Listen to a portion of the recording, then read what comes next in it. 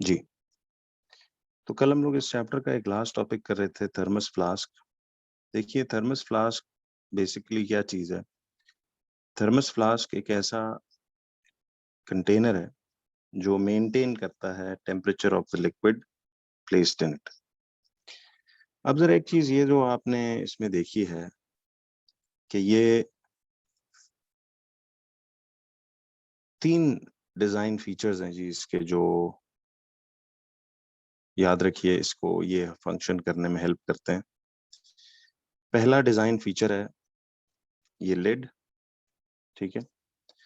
दूसरा design feature है ये शाइनी पेंटेड इनर वॉल, और तीसरा डिजाइन फीचर था ये लैगिंग यानी फोम, जो इसकी इस वॉल में बंद किया होता है, या फिर वैक्यूम जो इसमें यहाँ लगाया हुआ है। अब याद रखिए कि ये 3 जो चीजें हैं, एक लिड है, एक शाइनी पेंटेड इनर वॉल है, और एक लैगिंग यानी फोम या वैक्यूम जो इसमें एस्टैब्लिश हुआ हुआ है। एक चीज याद रखिए कि ये तीनों चीजें कैसे इसको अपना फंक्शन परफॉर्म करना देती हैं। यानी सबसे पहले लिड का फंक्शन तो ये है सिंपल। तो मकसद ये है कि देखिए, अगर इसमें हम एक हॉट लिक्विड डालें, एक गर्म लिक्विड डालें, ज्यादातर थर्मस फ्लास्क एक गर्म लिक्विड को काफी देर तक गर्म रखने के लिए इस्तेमाल होता है। जैसे फॉर एग्जांपल चंद काफी सारे घंटे इसमें आप अगर एक हॉट लिक्विड डालें तो उसका टेम्परेचर काफी टाइम तक मेंटेन रहता है। तो होता क्या है कि how does these 3 things in the design feature help this thermos flask to maintain its temperature? Number 1, lid पे आते हैं। अब लिड क्या करता है? याद रखिए, ये लिड क्या करता है, जरा देखना। लिड क्या करता है कि ये ढक्कन, देखिए ये जो इसमें से इवेपोरेशन होनी थी, जो हीट लॉसेस थ्रू इवेपोरेशन होने थे, उनको तो ये लिड ढकना ओवरकम कर देता है, हीट अंदर ही रखता है। तो सबसे पहले लिड का काम क्या है कि it helps to prevent heat losses. It helps to prevent heat losses through evaporation. It helps to prevent heat losses through evaporation. ठीक है जी। तो ये हीट लॉसेस थ्रू evaporation वो करता है। नहीं, कोई खास मटेरियल नहीं, लिड जैसे एक प्लास्टिक लिड एक थर्मस फ्लास्क की होती है, उसी तरह की है। तो वो जो major heat through evaporation of the vapours, जो गर्म लिक्विड के वो जो स्टीम सी होती है, उसने जो निकलना था वो ब्लॉक कर दिया किसने? इस लिड ने। ठीक है जी। दूसरी चीज,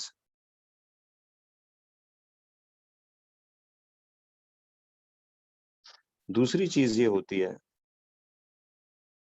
ये जो शाइनी पेंटेड इनर वॉल है, shiny painted inner wall, shiny painted inner wall क्या करती है?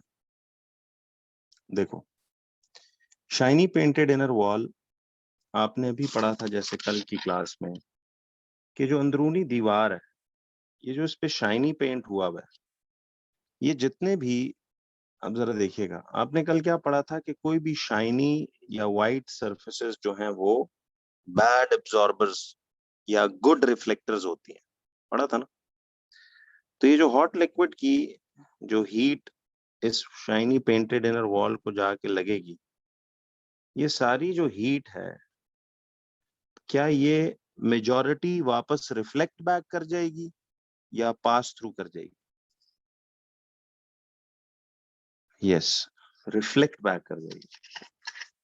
तो ये जो शाइनी पेंटेड इनर वॉल है, क्या होगा कि the majority of the heat of the majority of the heat of the hot liquid will reflect back as white या shiny surfaces,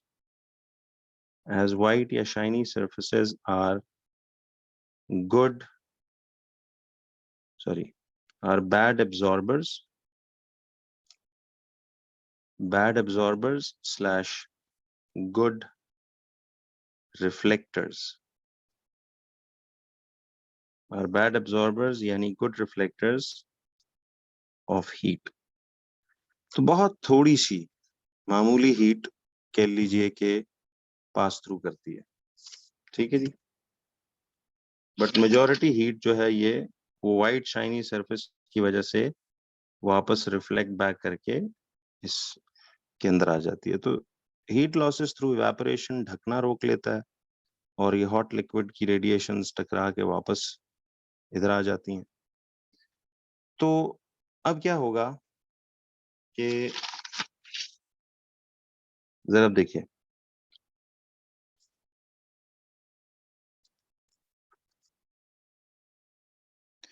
तीसरा डिजाइन फीचर ये जो लैगिंग है या फोम है,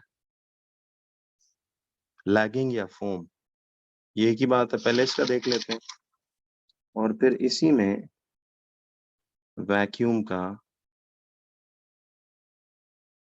कि अगर वैक्यूम हो या लैगिंग, कोई एक चीज इसमें हमने ये रखनी है।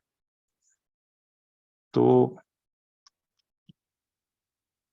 अब देखिए, लैगिंग या फोम अगर हम यहां लगा दें, बच्चों आप कभी इसकी आउटर केसिंग की प्लास्टिक कभी पुराना किसी थर्मस की तोड़ के देखो ना प्लास्टिक की, तो अंदर आपको इसके साथ एक वो सख्त सा ब्राउन फोम नजर आएगा या व्हाइट कलर का।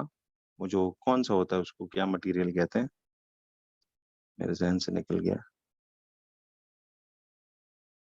वो जो फोम सा नहीं होता, स्पंज टाइप, बिल्कुल स्टाइरोफोम। जी जी, तो ये उस तरह का इधर एक मटेरियल लगा हुआ है। उसको आप अगर कभी क्लोजली देखें ना, तो बच्चों उसमें ना ऐसे छोटे छोटे सुराख होते हैं। आपने देखा उस फोम के अंदर ऐसे छोटे छोटे सुराख होते हैं, ऐसे छोटे छोटे सुराख होते हैं।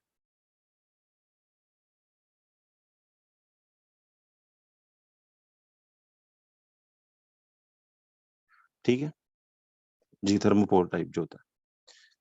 तो सुराखों में ना, इनमें एयर ट्रैप्ड होती है। ये जो लैगिंग या फोम है, अगर तो फोमिंग की हुई है तो उसमें ऐसे छोटे छोटे बहुत सारे सुराख हैं और उन सुराखों में ना एयर ट्रैप्ड होती है।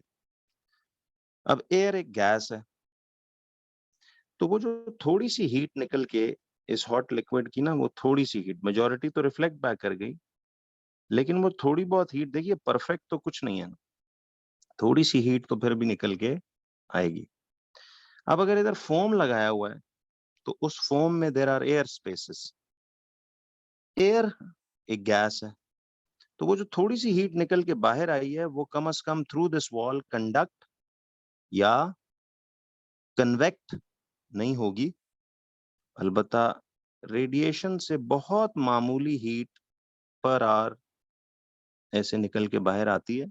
इसीलिए देखिए, अगर ऐसा होता कि ये परफेक्टली हीट को अंदर ही रखता, तो फिर तो थर्मस फ्लास्क में एक दफा हॉट लिक्विड डालें तो सारी उम्र ही हॉट रहे।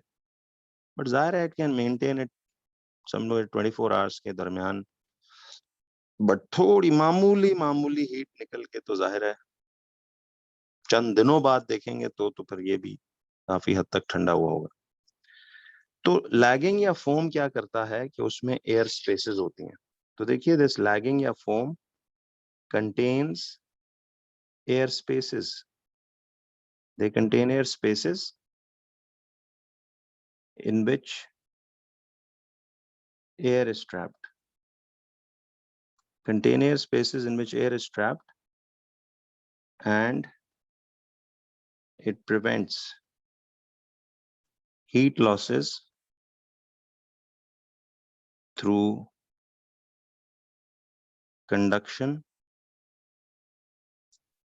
And convection. ठीक है,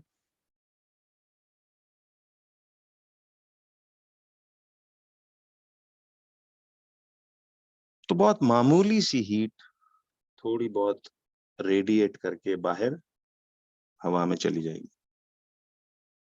और अगर वैक्यूम हो तो अगेन देखिए, वैक्यूम विल प्रिवेंट। अब अगर इधर फोमिंग के बजाय वैक्यूम एस्टैब्लिश्ड हो तो वो थोड़ा सा महंगा थर्मस होगा कॉस्ट वाइज। अदरवाइज इफेक्ट उसका भी ऐसा ही है कि वैक्यूम होता अगर इसमें, तो वो जो मामूली सी हीट निकल के बाहर आई है वो कम से कम कंडक्शन से आगे नहीं जाएगी, कन्वेक्शन से नहीं जाएगी, क्योंकि मीडियम ही नहीं है, तो सिर्फ हल्की फुल्की रेडिएशन फिर भी होगी। तो अगर वैक्यूम हो तो इसमें हम कहेंगे कि वैक्यूम हो तो vacuum which prevents heat losses through, तो दोनों का काम तकरीबन एक ही है, थ्रू कंडक्शन एंड कन्वेक्शन। तो only a small amount of heat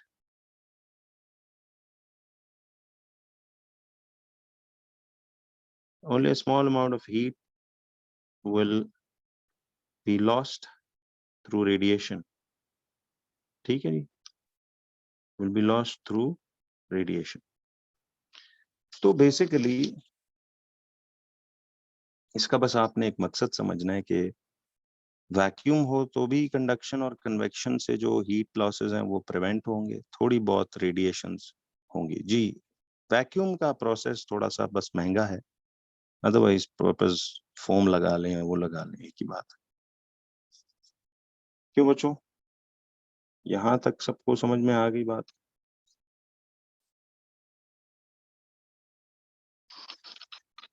तो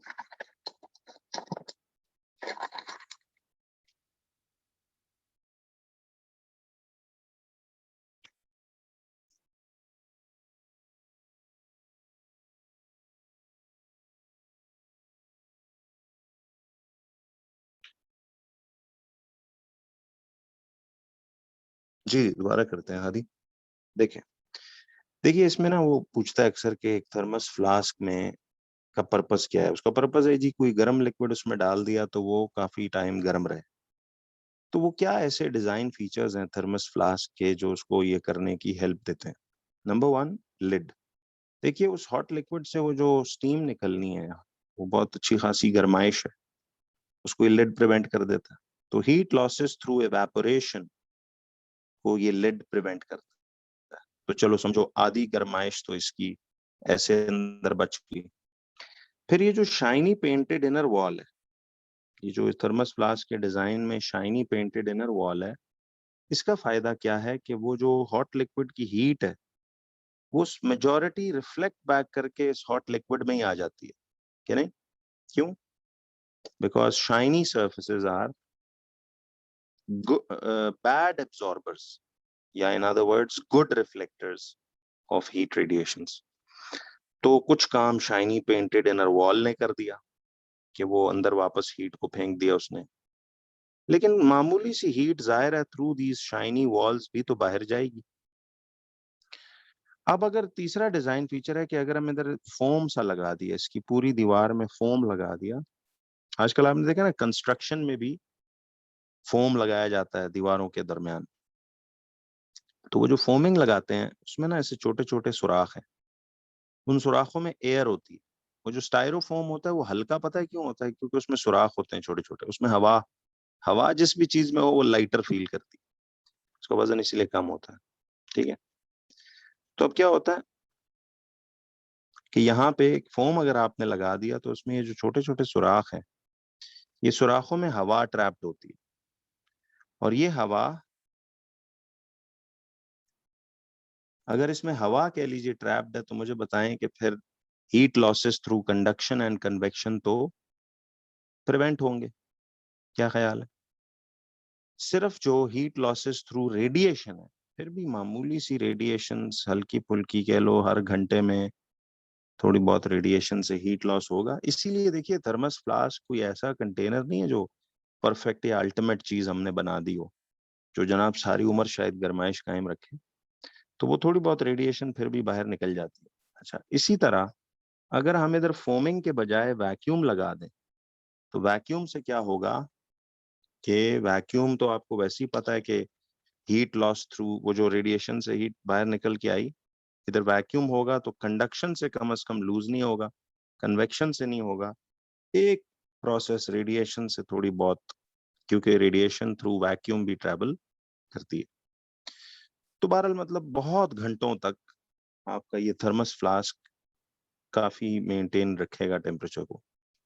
तो ये समझ में आया कि 3 डिजाइन फीचर्स क्या हैं थर्मस फ्लास्क के, व्हिच इनेबल इट टू।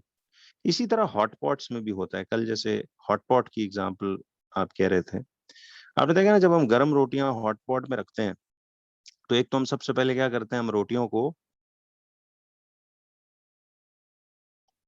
जी मैं एयर वाला ये कह रहा था कि हुजैफा मुझे एक बात बताइए, अगर ये फोम लगा हो और उसमें एयर स्पेसेस हो, ऐसी सुराख हो छोटे छोटे, उनमें हवा हो, एयर का मतलब क्या है कि कौन से तीनों प्रोसेसेस में से, कंडक्शन कन्वेक्शन रेडिएशन में से कम से कम कौन से 2 प्रोसेस तो नहीं होंगे, उनके जरिए कह लो हीट आगे ट्रांसफर नहीं होगी, तो वो कौन से 2 प्रोसेस है। एयर एक जगह पे आ जाए तो एयर में कंडक्शन नहीं हो सकती, एयर में कन्वेक्शन से हीट, कन्वेक्शन से होती है लेकिन वो तो ऐसे ऊपर की तरफ जाती है, कन्वेक्शन तो राइज करने का नाम है। तो सिर्फ रेडिएशन से हल्की फुल्की हीट बाहर जाएगी कि नहीं। तो काफी हद तक आपने देखे हीट लॉसेस के तरीके प्रिवेंट कर दिए। क्या ख्याल है, क्यों जी, समझ आई? तो ये इसकी एक एक्सप्लेनेशन थी ऐसे करके। तो बच्चों अब हमारे पास ना ये जो चैप्टर हमारा है इधर तक, ये वैसे उस पीडीएफ में सब लिखा हुआ है, I hope you have that. नहीं, ये जो फोमिंग है इसमें हाँ कन्वेक्शन भी कह सकते हो, थोड़ी बहुत होगी। सॉरी मैं गलत कह रहा था। फोम में एयर है ना, तो तीनों में से कम कह लो कंडक्शन से प्रिवेंट हो गया। चलो हम यूं कह लेते हैं, हाँ सॉरी, ठीक है। जी चैप्टर 4 शुरू से स्टार्ट करूं। तो कंडक्शन से हीट, चलिए समझ आ गई बच्चों ये कि ये 3 डिजाइन फीचर्स हैं जिसकी वजह से कह लीजिए थर्मस फ्लास्क अपना काम करते हैं।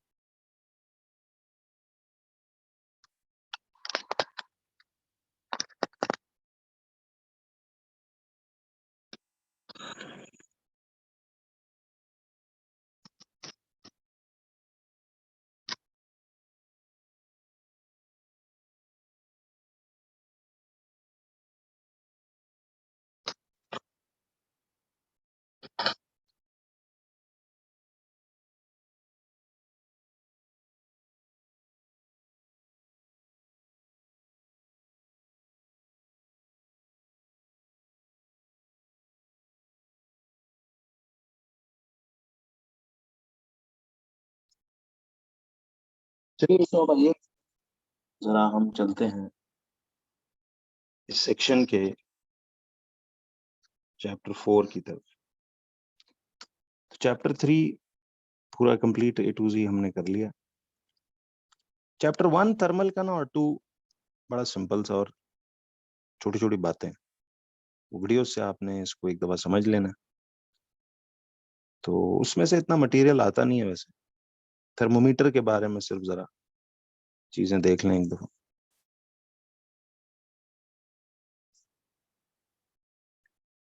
चैप्टर नंबर 4 है बच्चों हमारा, इसके अंदर सेक्शन में gas laws and particles of matter.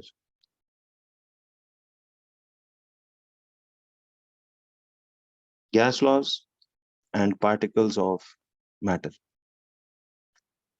देखिए इस चैप्टर का भी ना हमने पहला जो पोर्शन है वो प्रेशर के चैप्टर में कर लिया हुआ है। मैं इसलिए आपको कह रहा था थर्मल का सेक्शन करते हुए ना आपको लगेगा यार ये बातें हमने कहीं ना कहीं किसी न किसी रंग ढंग में पढ़ी हैं। जी करते हैं इसको। अब देखिए आपको ना मैंने कहा था सबसे पहली चीज सॉरी कि there are 3 variables in this chapter जो हमने पढ़ने हैं। कौन से 3 वेरिएबल्स हैं जी? एक pressure, number 2 temperature and number 3 volume. इसको हमने अपने नेशनल टेलीविजन चैनल पीटीवी से याद किया था। Pressure, temperature and volume.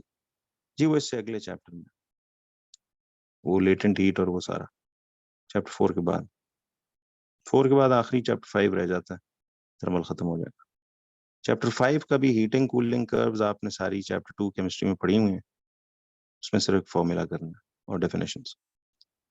ठीक है, तो ये 3 चीजें हैं जी, प्रेशर, टेम्परेचर एंड वॉल्यूम। इसलिए मैं आपको बार बार कह रहा था कि देखिए एंड पोर्शंस मैंने सब आसान आसान चीजें, मैथ्स हो चाहे फिजिक्स हो केमिस्ट्री हो, इजी चीजें मैंने एंड पे रखी हुई हैं। बात हम कर रहे थे जरा कॉम्प्लिकेटेड चीजों की पहले, तो उनको जरा ध्यान रखें, बाकी तो इंशाल्लाह हो जाएगा।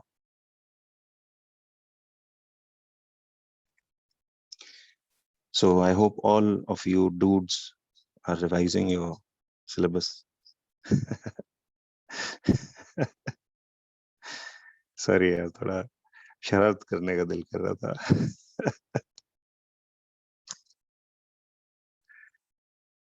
I really like this word.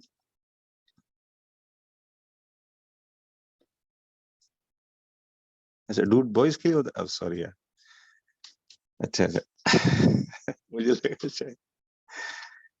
अच्छा अच्छा, ठीक हो गया। यार ये तो फिर आपने तारीफ की मेरी, फिर तो मुझे अ, खुश होना चाहिए कि आपने मुझे बॉय मान लिया है। मैं तो समझ रहा था कि मैं ओल्ड मैन हो गया। चलिए, अच्छा बड़ी मेहरबानी यार, फिर तो इसीलिए तो मैं खुश हो रहा था कल।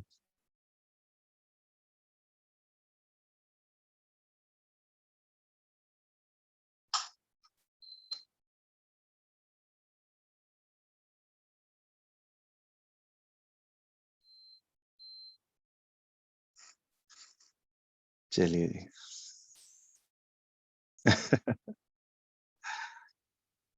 हाँ सही बात है।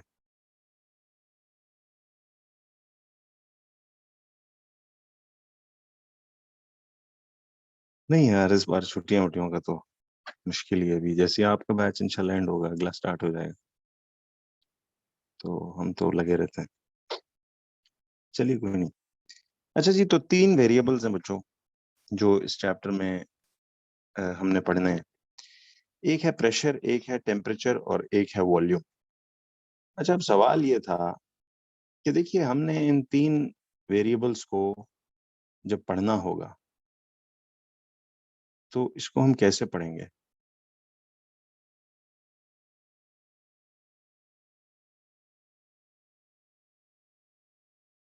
चलिए।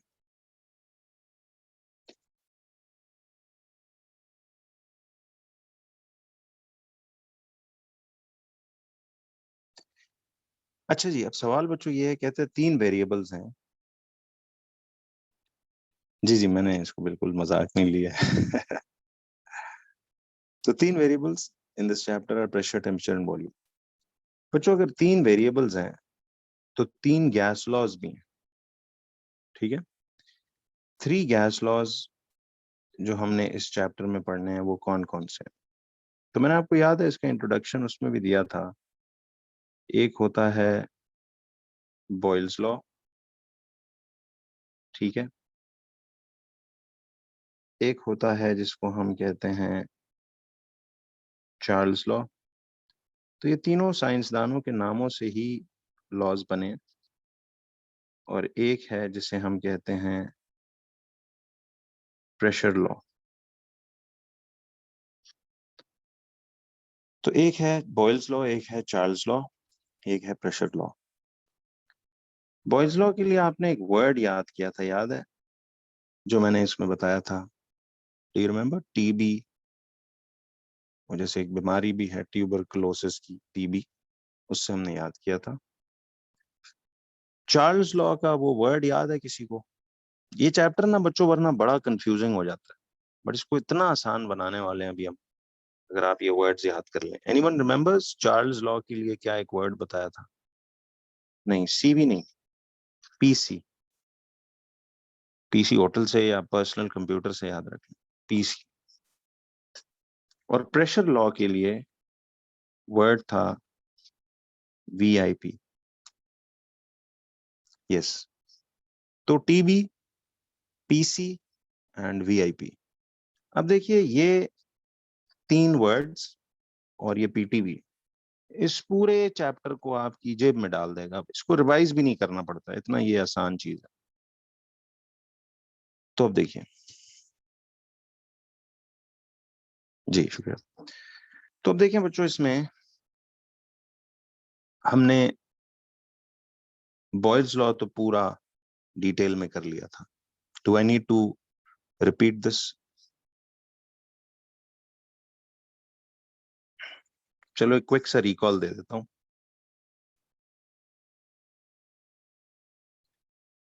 देखें, क्विक रिकॉल दे देता हूं। बॉयल्स लॉ में हमने क्या पढ़ा था बच्चों? ये सिर्फ ओरली सुन लो, या आपने प्रेशर के चैप्टर में सारा लिख लिखा के न्यूमेरिकल्स वगैरह सब किए हुए। अच्छा, मजे की बात, बॉयल्स लॉ के ही फॉर्मूला और न्यूमेरिकल्स आपको आने चाहिए। चार्ल्स लॉ, प्रेशर लॉ का सिर्फ कॉन्सेप्ट सीखना है, उसका फॉर्मूला शॉर्मूलाज आपके सिलेबस में इस लेवल पे नहीं है, एएस में A2 में जाके आप पढ़ोगे, ठीक है। अच्छा, थर्मल का सेक्शन भी ना आपको 95% ए लेवल्स में वही लगेगा कि यार ये तो सब किया हुआ हमने। तो बुनियादें इंशाल्लाह अच्छी बनेंगी आगे के लिए भी। चीजों को जिस तरह कराने की कोशिश की है मैंने बच्चों, बस थोड़ा सा आपकी हिम्मत एफर्ट चाहिए, गिव अप नहीं करना, हौसला नहीं हारना। बहुत easily, trust me, each and every one of you can score A stars. अब सिर्फ क्या है, नोट्स पक्के रख के तो इंशाल्लाह जान मारनी है, साथ में आपके पूरे एंड तक साथ हूँ, एक एक बच्चे के साथ में इंशाल्लाह हूँगा, तो बेफिक्र होके आपने चलना है, ठीक है जी। जी, मैं बहुत दिल से आप सबके लिए दुआ भी करता हूँ और मेहनत भी पूरी करूंगा। आप भी यही करें, दुआ भी करें, मेहनत भी करें, इंशाल्लाह अल्लाह बरकत दे।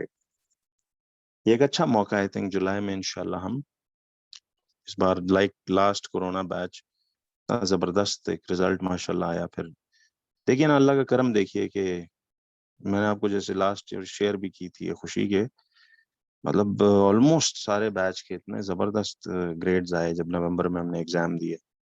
और वो इतना सेटिस्फाइंग भी था कि फोरकास्ट के बगैर वो 200-250 बच्चा पेपर अपेयर करके पूरा एमसीक्यू, थ्योरी, एटीपी जनाब वो उन्होंने प्रॉपरली दिया। इतनी एक सेंस ऑफ अचीवमेंट फील हुई, इतने टफ हालात में वो निकले।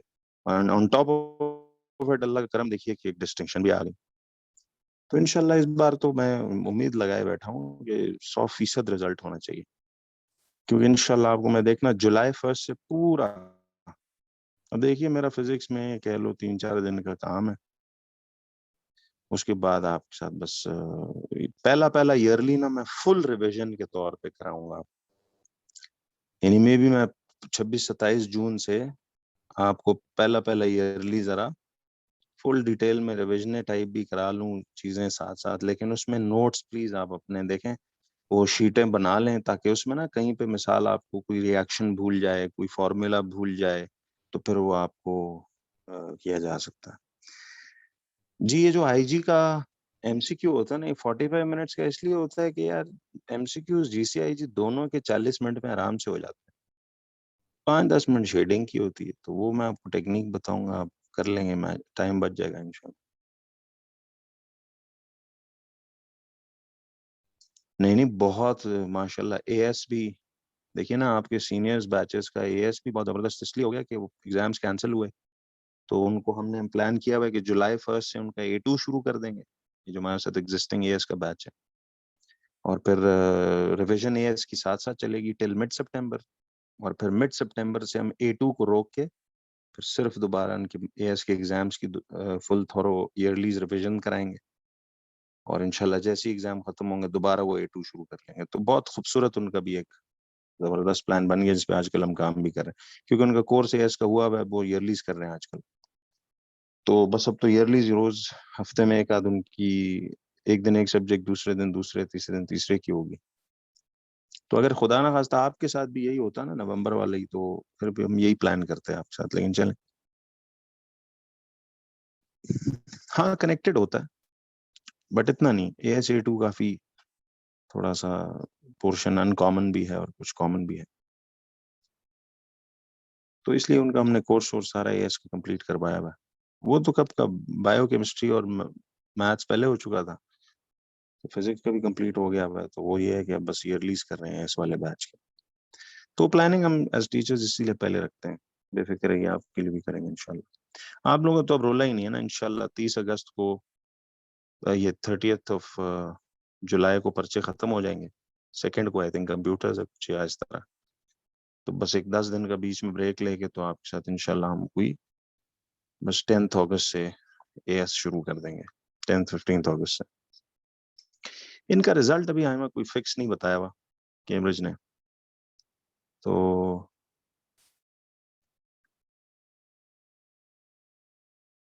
लेट्स सी, वो अनाउंस कर देंगे उसको। अच्छा बच्चों, बॉयल्स लॉ में हमने एक वर्ड याद रखा हुआ है जिसको हम कहते हैं TB।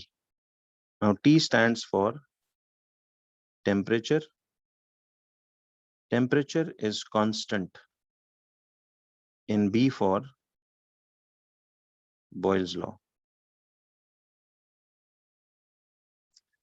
Temperature is constant in Boyle's law. ठीक है जी, temperature is constant in Boyle's law. अच्छा मैंने आपको बताया था कि देखिए अगर PTB में से ये TB के ये जो वर्ड्स बनाए हुए थे, देखो ये क्या था कि temperature is constant in Boyle's law, ये वो कांस्टेंट वाला फैक्टर होगा। ये लॉ का नाम है, ये कांस्टेंट वाला। देखिए ना, जैसे T for temperature is constant in Boyle's law, याद है। चार्ल्स लॉ क्या था, pressure is constant in Charles law, ठीक है। Pressure is constant in Charles law. Pressure law क्या है, volume is constant in P for pressure law, ठीक है।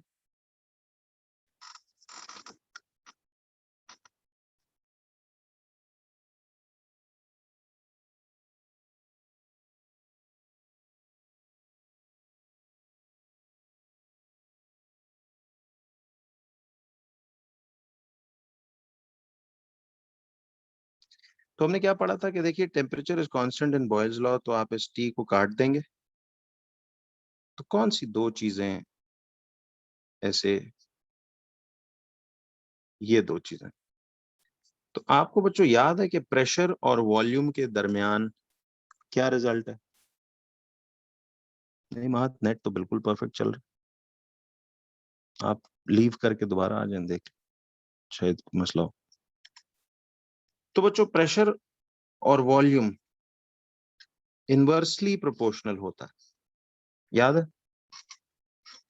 कि आप जितना किसी गैस पे, याद है, किसी गैस के पिस्टन को दबाई जाओ, प्रेशर बढ़ाए जाओ, तो उस गैस का वॉल्यूम क्या करेगा, कम होता जाएगा, याद है ना। तो हमने डेफिनेशन ऑफ बॉयल्स लॉ क्या पढ़ी थी, डेफिनेशन ऑफ बॉयल्स लॉ पढ़ी थी कि pressure is inversely proportional, pressure is inversely proportional, sorry, pressure is inversely proportional to the volume of a gas if temperature is kept constant। ये मैं सिर्फ recalls दे रहा हूँ, you've already done this, ठीक है।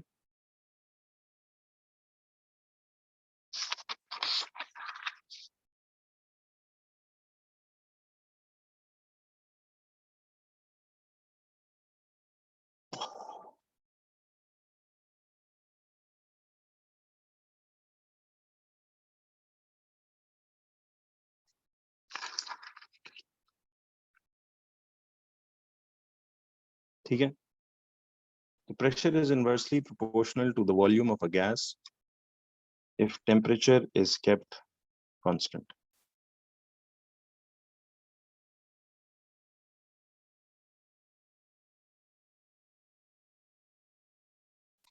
अब एक चीज याद रखिए कि प्रेशर जो है वो inversely proportional to the volume of a gas है if temperature is kept constant.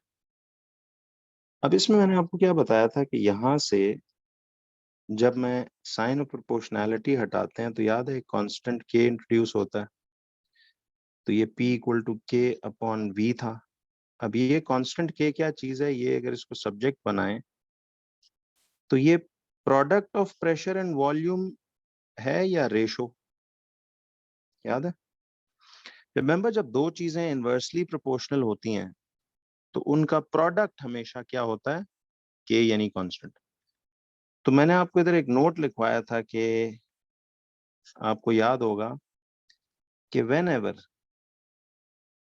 या पहले हमने ये लिखा था कि k represents the product, k represents the product of pressure and volume, k represents the product of pressure and volume, ठीक है, k represents the product of pressure and volume.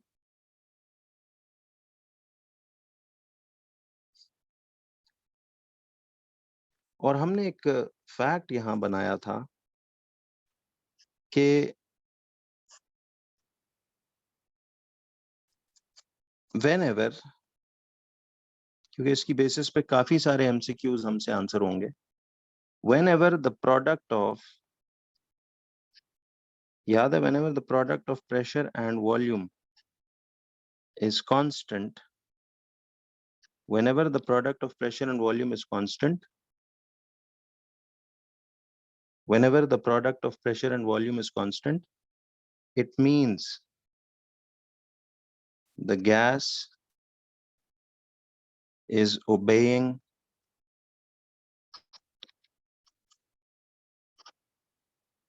Boyle's law.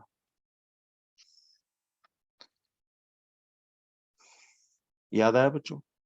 तो ये एक रिकॉल दे रहा हूं, technically ये पूरा detailing हमने न्यूमेरिकल समेत, याद है वो क्वेश्चन जो हम करते थे कि जी air bubble at the base of the lake, वो ऊपर आके वॉल्यूम उसका कितना होगा, वो सारा, तो आप एक दो दफा सिर्फ उसके न्यूमेरिकल रिकॉल करेंगे तो जी इसके हमने किए हुए हैं। मतलब ये आप अगर प्रेशर का चैप्टर खोलें तो उसमें काफी डिटेलिंग हुई भी है इसकी। अच्छा, फॉर्मूला ऑफ बॉयल्स लॉ क्या था, आपको याद है बच्चों के? फॉर्मूला ऑफ बॉयल्स लॉ, देखिए ये हमने सब किया हुआ है, ये प्रेशर के चैप्टर में मैंने पूरी डिटेलिंग की हुई है।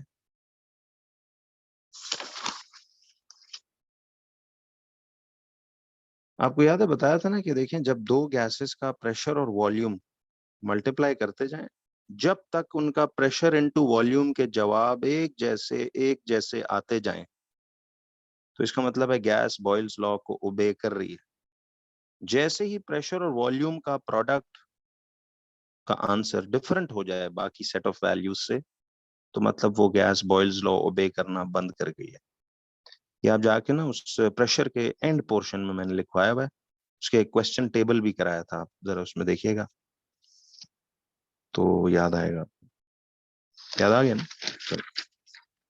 इक्वेशन ऑफ बॉयल्स लॉ या फॉर्मूला ऑफ बॉयल्स लॉ क्या था? That was P1 into V1 equal to P2 into V2।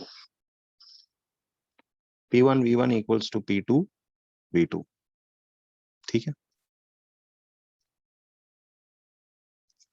तो याद है, initial pressure, initial volume, final pressure, final volume, चार बातों में से तीन चीजें वो दी होंगी, चौथी हम ढूंढेंगे।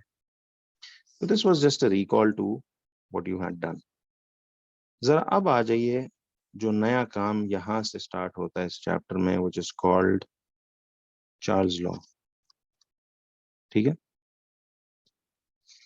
तो वो सब काम ऑलमोस्ट खत्म है, सिर्फ इसमें एक चीज देखनी है आपने, कॉन्सेप्ट।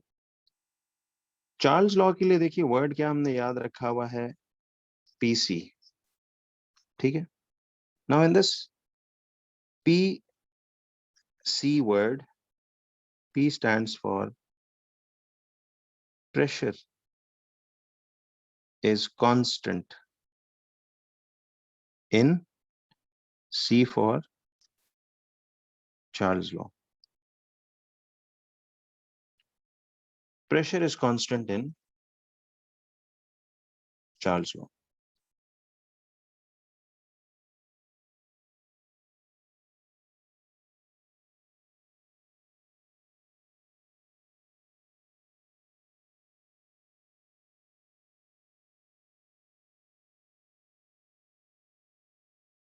ठीक है, P stands for pressure and C stands for Charles law. तो PC का लफ्ज है जी pressure is constant in Charles law.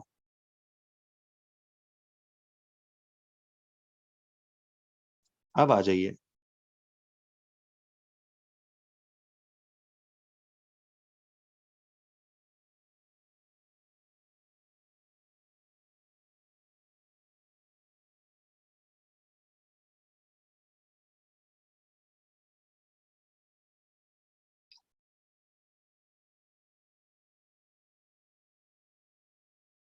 अब देखिए पीटीवी में से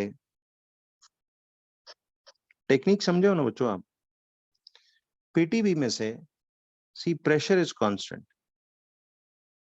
पी कांस्टेंट हो गया तो फिर कौन सी दो चीजें वेरी करेंगी. इसका मतलब है temperature and volume will very. वैसे एक बात बताइए, एक क्वेश्चन है आपसे, how can the pressure on the gas be kept constant.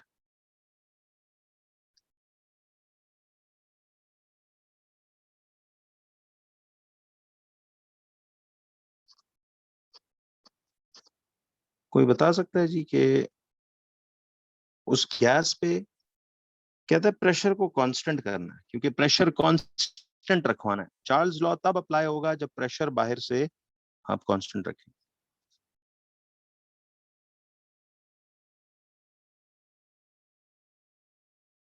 नहीं, देखिए इसमें फिक्स कंटेनर तो नहीं करना हमने, फिक्स पिस्टन सॉरी. आपने देखिए इसके अंदर यूं ये गैस रखी हुई है और ये वो पिस्टन है. आप प्रेशर को बाहर से कैसे कांस्टेंट रख सकते हो. सिंपल, कि जी आप इस पे कोई फालतू प्रेशर ऊपर से मजीद ना डालें. क्या करें आप उस पे कोई फालतू प्रेशर ना डालें. तो आप बोलें कि जी keep the container, keep the gas cylinder on standard atmospheric pressure. तो खुद सोचें बाहर से प्रेशर कांस्टेंट नहीं हो जाएगा. Standard atmospheric pressure and do not put any extra pressure. Do not put any extra pressure on the gas. तो gas पे कोई एक्स्ट्रा प्रेशर मत डालें. तो खुद सोचें प्रेशर कांस्टेंट नहीं हो जाएगा. नहीं बताता हूँ बेटा, फिर रुकना. वो कह रहा है कि देखिए वो कहता है pressure should be kept constant, यानी बाहर से कोई एक्स्ट्रा प्रेशर ना डालें. जो स्टैंडर्ड एटमॉस्फेरिक प्रेशर है बस वही उसको दबा रहा हो, और हमारी तरफ से कोई फालतू पिस्टन को ना दबाया जाए. प्रेशर कांस्टेंट कर देंगे ना, यानी एटमॉस्फेरिक प्रेशर ही है बाहर से थ्रू आउट. क्या ख्याल है. क्योंकि बॉयल्स लॉ में याद है हम ऊपर से पिस्टन दबा रहे थे, प्रेशर डाल रहे थे, उसमें टेम्परेचर कांस्टेंट रखा था, तो हम कोई एक्स्ट्रा बाहर से हीटिंग नहीं दे रहे थे. यहाँ पे प्रेशर कांस्टेंट रखना है तो मतलब फिर आप ऊपर से कोई फालतू दबाव इस पिस्टन पे ना डालें. अच्छा अब मुझे एक बात बताइए, देखिए बात बड़ी सिंपल है. ये सारी चीजें आप थर्मल फिजिक्स की, मैंने क्या बताया था कि केमिस्ट्री में पढ़ते हुए आ रहे हो, लेकिन अब हम इसको सिर्फ देखते हैं जरिए. अच्छा मुझे एक बात बताइए, हम प्रेशर तो ऊपर से कोई नहीं डाल रहे, लेकिन जब हम यहां से इसको हीट करेंगे, जरा बताइए, हम कोई फालतू प्रेशर ऊपर से नहीं डाल रहे, लेकिन जब हम इसे हीट करेंगे तो क्या होगा?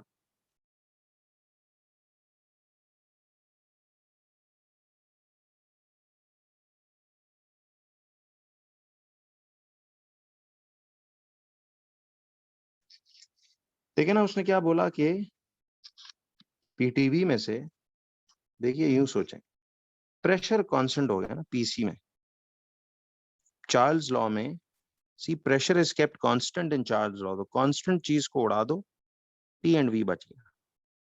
तो इसका मतलब है temperature and volume will very, तो हम टेम्परेचर को बढ़ाते जाएंगे। जरा बताइए, अब इसका कॉन्सेप्ट सीखना है आपने, कोई फॉर्मूला, कोई सिर्फ डेफिनेशन और कॉन्सेप्ट चार्ल्स लॉ और प्रेशर लॉ का सीखना है। इसके न्यूमेरिकल्स नहीं है हमारे कोर्स में, ठीक है। मुझे बताओ बच्चों, temperature and volume will very. अच्छा, आप जब हीट देते हो टेम्परेचर बढ़ता जाएगा या कम होगा? टेम्परेचर बढ़ाते जा रहे हो ना। सोचिए, जब आप टेम्परेचर बढ़ाते जाएंगे तो इस गैस का ये जो वॉल्यूम है, इसको क्या होगा? देखिए, टेम्परेचर जब आप इस गैस का बढ़ाते जाएंगे तो वॉल्यूम बढ़ेगा। सी, अब ऑलमोस्ट एवरीबडी एक आंसर से गलत आया कि देखिए, नोट ये है कि बाय इंक्रीजिंग द टेम्परेचर, हम जैसे जैसे गैस को हीट देते जाएंगे, बाय इंक्रीजिंग द टेम्परेचर या heat, the volume of the gas will increase. वजह, क्योंकि हीट देने से, because heating a gas causes expansion, तो भैया हीट करने से जब एक्सपेंशन कॉज होगी, देखिए अब होगा क्या कि आप जैसे जैसे गैस को हीट करते हो, ये पार्टिकल्स ऑफ द गैस उस हीट को क्या करते हैं, बोलो, एब्जॉर्ब करेंगे या रिलीज? एब्जॉर्ब करेंगे। एब्जॉर्ब करेंगे, तो मुझे बताइए कि ये सारे गैस पार्टिकल्स जब हीट एब्जॉर्ब करेंगे तो इनमें एक्सपेंशन होगी या कॉन्ट्रैक्शन? एक्सपेंशन होगी, वही पीछे पड़ते आ रहे हैं। अच्छा, एक्सपेंशन जब हो तो मतलब उनका वॉल्यूम बढ़ेगा या कम होगा? बढ़ेगा। तो आप जैसे जैसे इसको हीट करोगे तो ये गैस पार्टिकल्स जाहिर है हीट एब्जॉर्ब करके इनकी एनर्जी बढ़ेगी, तो ये एक्सपैंड जब होंगे तो ये पिस्टन को ऐसे अपवर्ड मूव करा के अपना वॉल्यूम नहीं बढ़ाएंगे। तो ये सारी बातें पहले से की हुई हैं। आप समझ रहे हो मैं थर्मल फिजिक्स को क्यों एंड पे रखा हुआ है कि यार ये आसान आसान बातें हैं, सुनते जाना है और बस आपको यूं ही लगेगा जैसे यार ये कहीं ना कहीं हमने पहले किया हुआ है। समझ रहे हैं? तो these are not some new things कि हम इनकी रिविजन के लिए परेशान हो। क्या ख्याल है? नहीं रहा, फिर प्रेशर नहीं बढ़ता। देखिए, आप सोचें, जब ये पार्टिकल्स इसको हिट करेंगे, प्रेशर तो तब बढ़ता ना अगर ये पिस्टन मूवेबल ना होता, वो अगला लॉ है। देखिए, जब ये इसको हिट करके बढ़ जाएंगे, मुझे बताओ कि जैसे ये पिस्टन ऊपर चला जाएगा, जहां force of the particles hitting the piston बढ़ रही है, प्रेशर फोर्स ओवर एरिया होता है ना। देखिए, अगर फोर्स बढ़ेगी with which these particles are going to hit the piston, तो पिस्टन ऊपर जाएगा, जब वॉल्यूम बढ़ेगा तो एरिया ऑफ द वॉल्स भी तो बढ़ेगा या नहीं? एरिया भी तो बढ़ेगा। तो जहां फोर्स बढ़ती है वहां एरिया भी तो बढ़ रहा है, तो overall pressure of the gas पे कोई इफेक्ट नहीं पड़ता। क्या ख्याल है? जी। तो अब आप ये सोचिए, मुझे बताएं कि टेम्परेचर बढ़ाने से गैस में एक्सपेंशन होती है तो इसीलिए वॉल्यूम बढ़ता है। तो this makes pressure and sorry volume and temperature कौन से टाइप का रिलेशन है फिर, डायरेक्ट या इनवर्स? जितना जितना टेम्परेचर ऑफ द गैस बढ़ाते जाओगे उतना गैस का वॉल्यूम बढ़ता जाएगा। तो आप ये कह सकते हो कि जी वॉल्यूम जो है वो डायरेक्टली प्रोपोर्शनल टू टेम्परेचर है, बशर्ते के इफ प्रेशर, बाहर से जो प्रेशर दे रहे हो, इफ प्रेशर इज केप्ट कैसा, कांस्टेंट। अब इसी पूरी बात को आप अल्फाज में लिखते हैं तो ये चार्ल्स लॉ की डेफिनेशन है। अब देखिए, चूंकि थ्योरी का पेपर इस बार हो नहीं रहा तो डजंट मीन डेफिनेशन जरूरी नहीं। डेफिनेशन एमसीक्यूज में भी आती हैं, आपने देखा हुआ। तो इसलिए कह रहा हूँ पूरा कोर्स करो, देखो एक तो अच्छी बुनियाद बन जाएगी, दूसरा आपको आगे फिर, क्योंकि टॉपिकल्स हमने चलो समहाउ द अदर की हुई है ना, तो हमने इंशाल्लाह अगले सालों के लिए कोई एएस में A2 में मसला नहीं होगा हमें, इसलिए ये एक अच्छी टेस्टिंग भी हो जाएगी और चलो एक आसान रास्ता भी है। जरा आप देखिए जी, तो डेफिनेशन ऑफ चार्ल्स लॉ क्या है? चार्ल्स लॉ की डेफिनेशन क्या है? This law states that the volume of the gas is directly proportional to temperature if the pressure is kept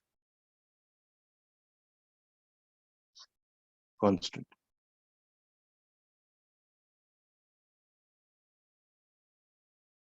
This law states that the volume of the gas is directly proportional to the temperature if the pressure is kept constant.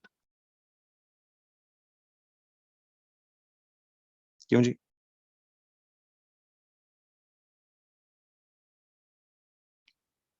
तो अब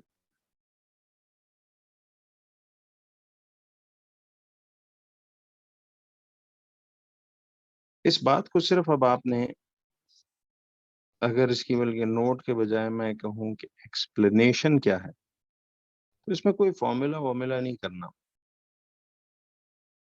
हाँ जी, लेकिन वो formula असल हमारे course में नहीं है। बिल्कुल सही बनाया आपने, वेरी नाइस।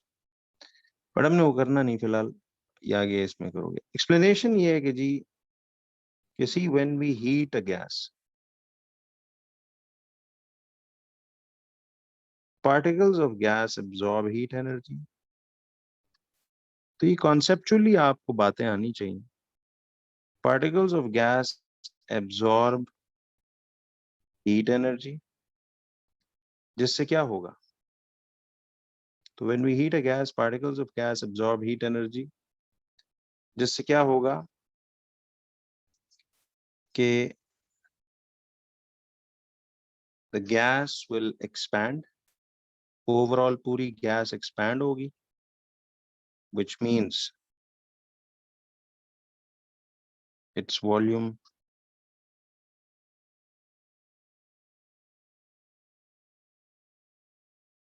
will increase।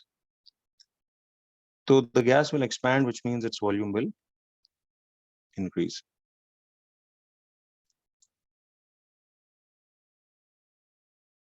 क्यों जी?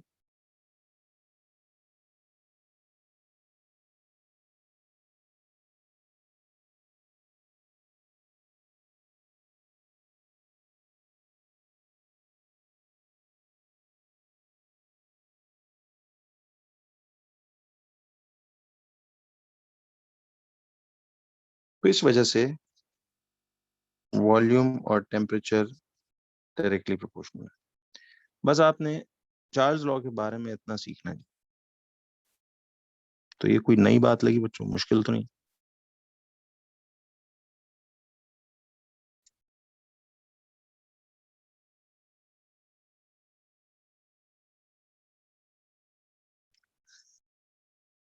अच्छा, उस पीडीएफ में ना मैंने आपको कुछ ग्राफ व्राफ भी बताए होंगे, वो आपके कोर्स में नहीं है। जो बता रहा हूँ ये टू द पॉइंट, ठीक।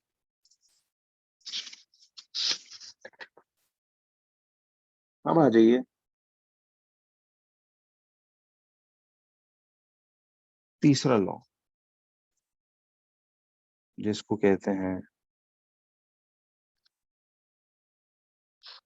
Pressure law.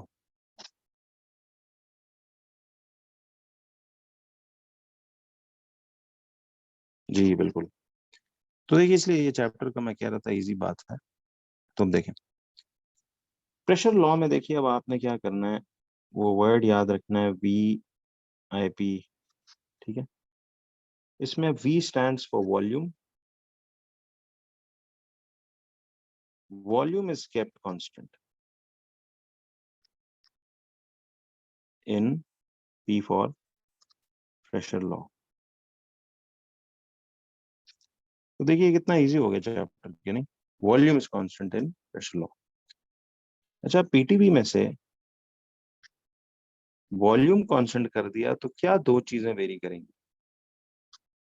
Pressure and temperature will very. देखते हैं भी ये डायरेक्ट प्रोपोर्शन है या इनवर्स बात होगी। आपसे एक सवाल है कि हाउ कैन वी कीप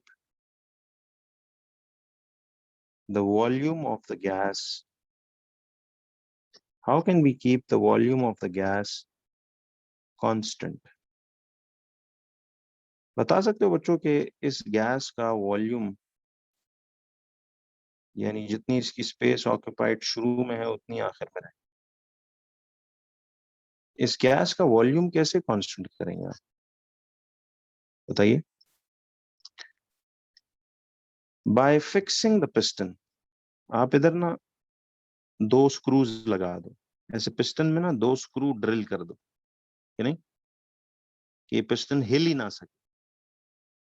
तो इसका क्या जवाब है? How can you keep the volume constant? Simply लिखिए by fixing the piston, by fixing the piston. बिल्कुल। तो ये नया चैप्टर है, तो बिल्कुल आप सही कह रहे हैं, it's like recall to previous concepts. तो बस समझना था, एक बार एक रिफ्रेशर एक तरह का। तो अब आप समझ रहे हैं ना कि चैप्टर 2 केमिस्ट्री में क्यों कहता था कि it's like almost all the thermal, जो हमने आगे समझना।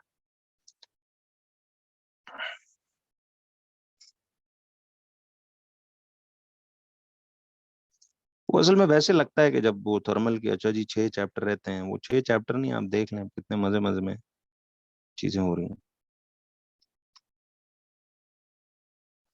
अच्छा अब देखिए, तो bye fixing the piston volume इसका फिक्स हो जाएगा। अब जरा मुझे एक बात बताओ बच्चों, कि जब आप प्रेशर एंड टेम्परेचर को वेरी करेंगे तो टेम्परेचर तो आप बढ़ा रहे हो। अच्छा अब बताओ, पिस्टन फिक्स्ड है, अब ये पिस्टन मूव नहीं कर सकता ऊपर।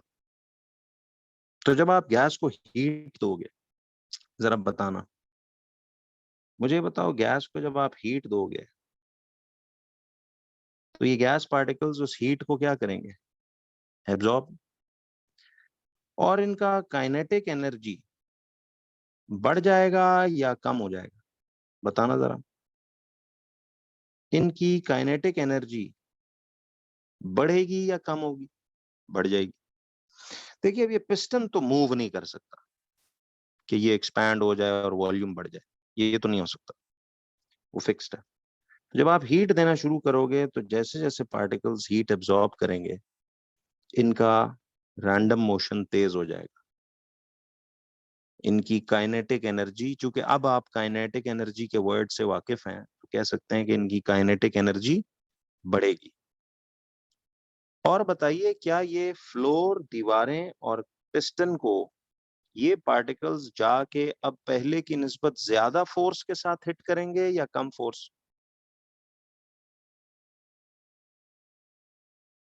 बिल्कुल ज्यादा फोर्स के साथ।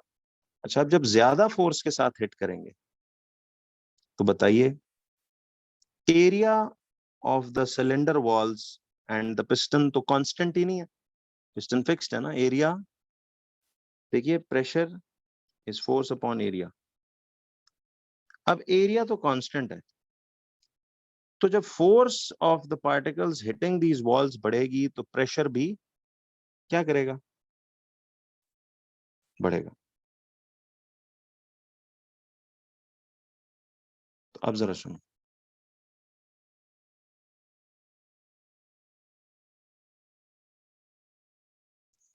सवाल ये था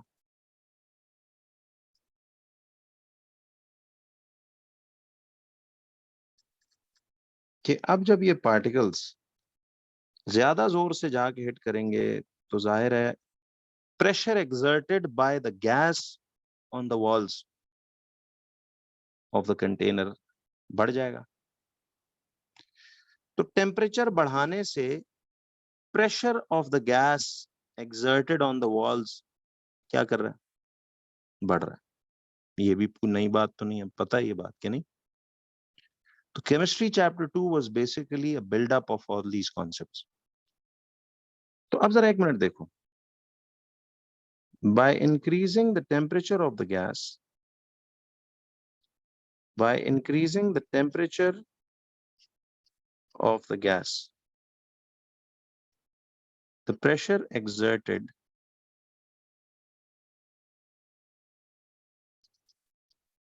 by the gas on the walls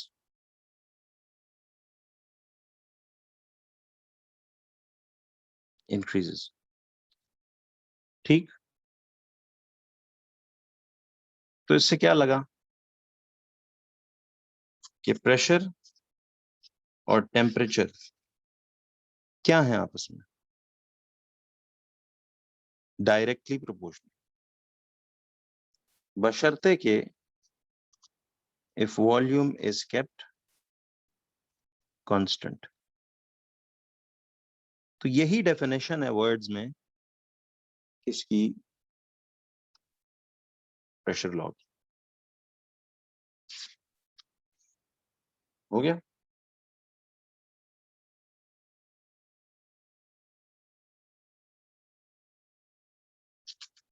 तो डेफिनेशन ये है, see the definition of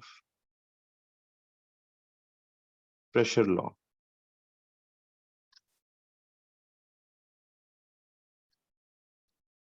definition of pressure law क्या है, सेकंड लास्ट पेज, ये वाला था ना, ये तो लग गया।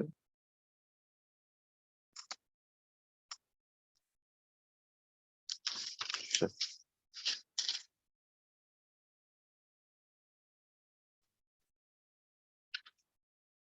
क्यों जी। तो डेफिनेशन ऑफ प्रेशर लॉ क्या है कि देखिए pressure pressure exerted by the gas on the walls of the cylinder is directly proportional to the temperature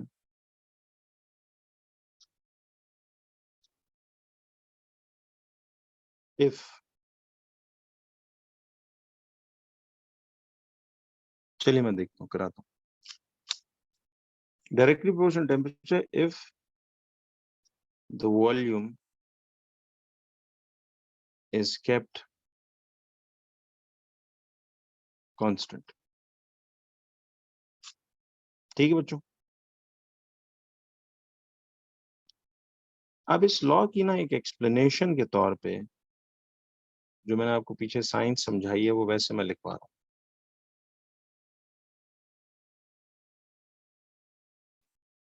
ये उस पीडीएफ में आपको दिए हुए हैं और पीडीएफ में मैंने फॉर्मूले भी इनके दिए हुए, वो नहीं करने आप। एक्सप्लेनेशन ये है कि देखिए when we heat the gas, ठीक है, when we heat the gas,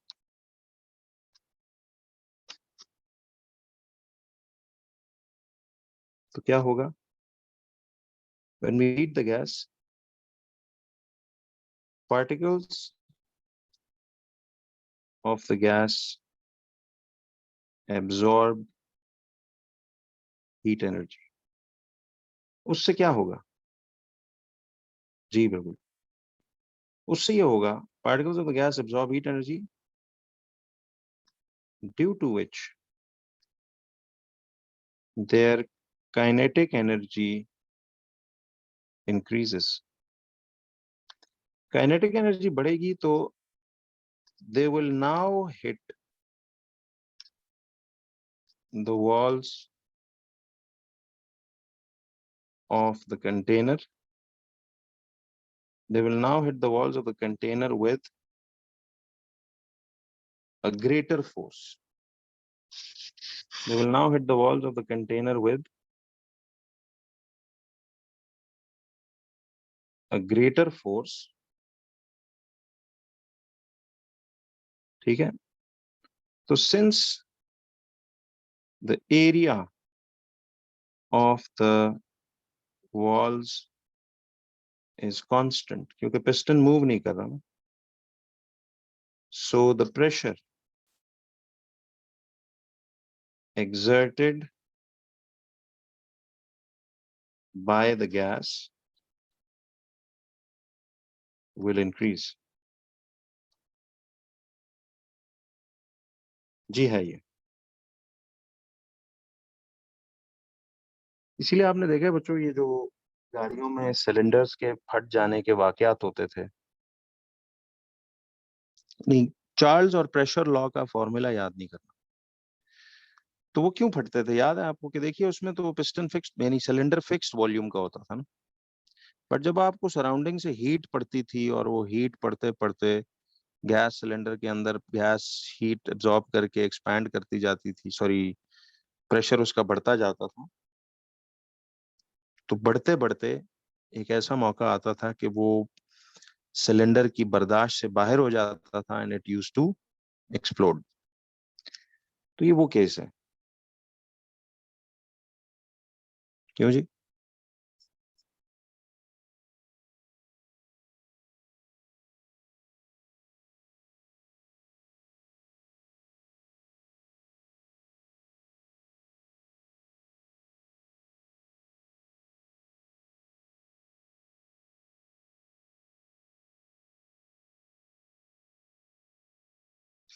ji, area of the walls constant होने का मतलब ये वजह देखिए कि जैसे पिस्टन फिक्स हो गया ना, तो अब आप हीट देते जा रहे हो, पार्टिकल्स तेज तेज मूव करके काइनेटिक एनर्जी बढ़ रहा है, लेकिन जितना ये पिस्टन चूंकि फिक्स्ड है तो एरिया ऑफ द वॉल्स जितना शुरू में था उतना ही आखिर में, तो एरिया तो कांस्टेंट हुआ है। तो फिर फोर्स, जब ये ज्यादा फोर्स के साथ हिट करेंगे तो प्रेशर बढ़ेगा। पिछले याद है चार्ल्स लॉ में तो ये हो रहा था ना, पिस्टन फिक्स नहीं था, तो वो जब हीट देते थे तो ये जाके जब पिस्टन को हिट करते थे तो एक्सपेंशन की वजह से पिस्टन ऊपर जा रहा था, एरिया भी बढ़ रहा था, जहां force exerted by the particles बढ़ रही थी वहां एरिया भी बढ़ रहा था। बट इस केस में पिस्टन तो फिक्स्ड है, इसलिए गैस का प्रेशर बढ़ जाता है। तो बस आपको इसकी सिर्फ ये डेफिनेशन और ये एक्सप्लेनेशन, क्या ख्याल है?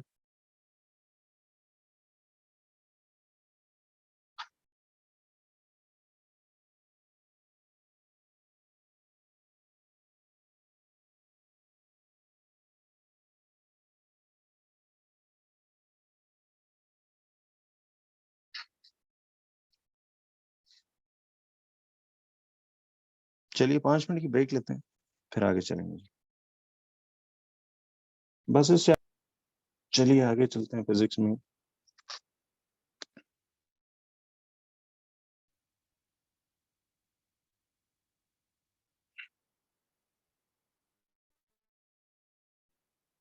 हमारा नेक्स्ट इस टॉपिक में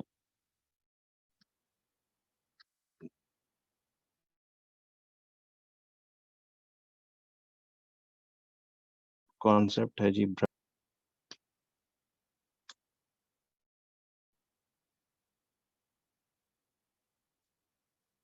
अच्छा जी,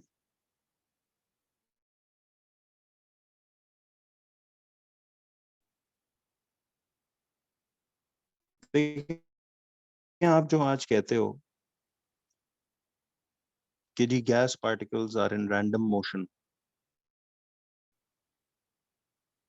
ये साइंटिस्ट रॉबर्ट ब्राउनियन ने, किसने ये मोशन जो है वो डिस्कवर किया था, किस तरह से उसका एक्सपेरिमेंट हम देखते हैं। Brownian motion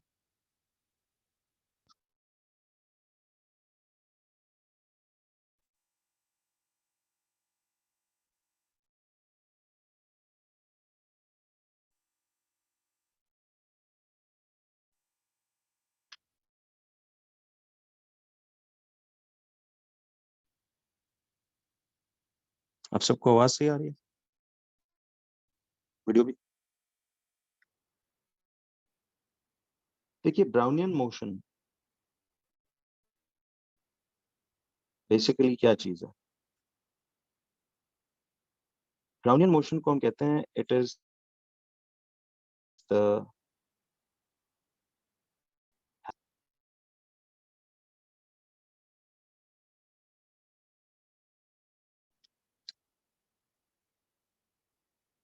of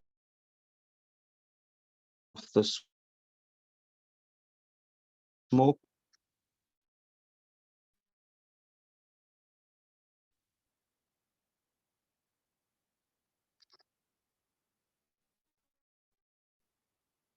it is the haphazard motion. जी ये सेम चैप्टर है,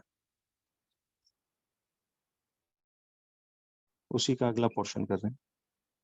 तो ब्राउनियन मोशन क्या चीज है? It is the haphazard motion of the smoke particles due to the bombardment with,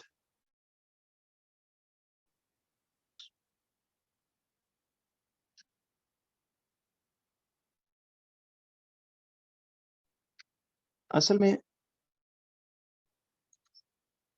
इसके लिए छोटा सा ना एक्सपेरिमेंट टू शो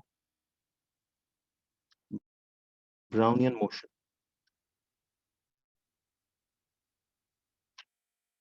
अब वो क्या एक्सपेरिमेंट है जिसमें ब्राउनियन मोशन आता है? देखिए उसके लिए ना हमने एक ऐसे एक बॉक्स सा बनाया है।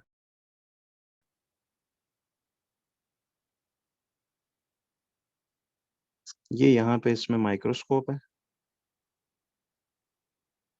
ठीक है, और इसमें यहाँ हमने स्मोक पार्टिकल्स, यानी यूं समझ लें कि कोई धुआं सा इसमें हमने डाल दिया। यहाँ पे एक कॉन्वेक्स लेंस है, ठीक है, और इधर से हम एक लाइट सोर्स भेज रहे हैं, ठीक है। तो एक लाइट सोर्स हम यहाँ से भेजते हैं और ये कॉन्वेक्स लेंस है और इधर ये माइक्रोस्कोप है और यहाँ पे हमारे पास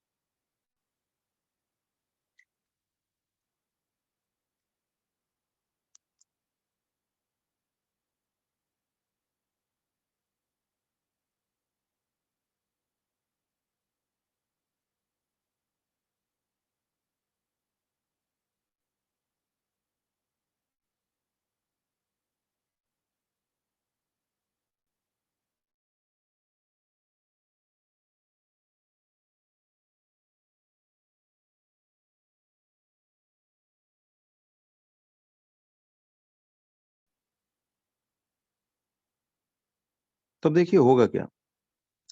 जैसे ही आप लाइट ऑन करेंगे तो आपको पता है कि लाइट रेज जो निकल के आ रही हैं, कॉन्वेक्स लेंस इनको ना फोकस करेगा एक खास स्मोक पार्टिकल पे या एक खास जोन पे। तो माइक्रोस्कोपिकली जाहिर है ये जब एनलाइटन होगा स्मोक पार्टिकल तो इधर से इस आंख को नजर अच्छी तरह आएगा, ठीक है, इस आंख को यहाँ नजर आएगा। अब क्या होना है जरा ये देखिए।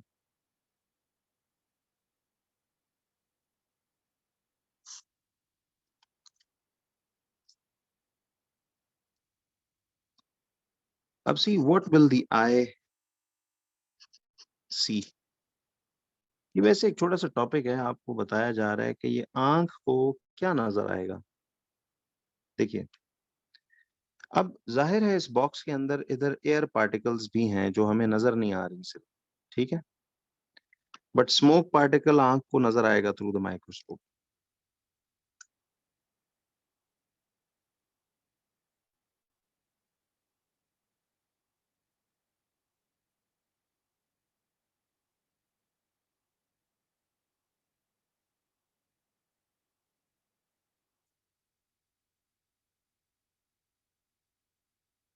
यार अभी इसका जवाब तो दिया था शामिरा, आपको बताया तो था मैं।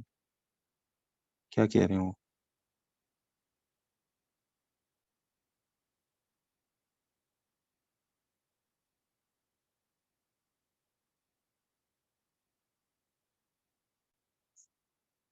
अभी खुद ही तो आप कह रहे थे कि वो कह रहे हैं कि तीनों होंगे।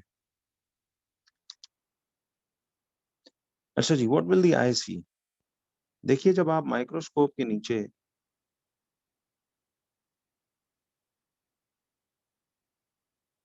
नहीं, उनको आप सिर्फ ये बताएं कि देखिए,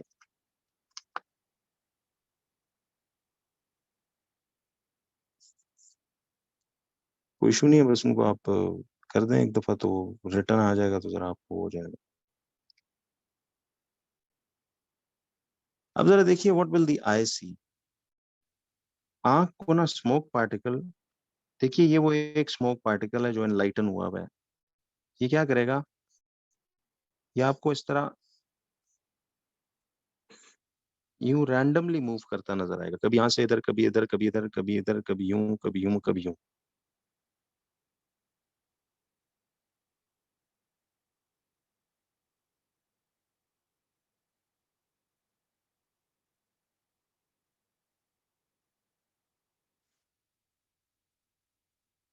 ठीक है जी। तो इस हाँ जी, तो इस रैंडम मोशन को, देखिए स्मोक पार्टिकल के इस हैप हैजर्ड मोशन को, ये जो रैंडम सा मोशन है, इस हैप हैजर्ड मोशन को हम ब्राउनियन मोशन कहते हैं। This haphazard motion is called Brownian motion. तो ये जो आज हम गैसेस के बारे में कहते हैं ना कि जी गैस पार्टिकल्स रैंडमली मूव करते हैं, ये इस ब्राउनियन मोशन इस साइंटिस्ट ने इस तजुर्बे के जरिए आपको ये बात प्रूफ की थी। अब ये ऐसे होता क्यों है, रैंडम मोशन होता क्यों है? देखिए, ये स्मोक पार्टिकल जब यहां से यूं जाएगा और एकदम अगर रास्ता मोड़ के इस रास्ते पे आ रहा है, इसका मतलब है यहाँ एक इनविजिबल एयर पार्टिकल मौजूद था ना, जिससे टक्कर खा के वो इधर हो गया।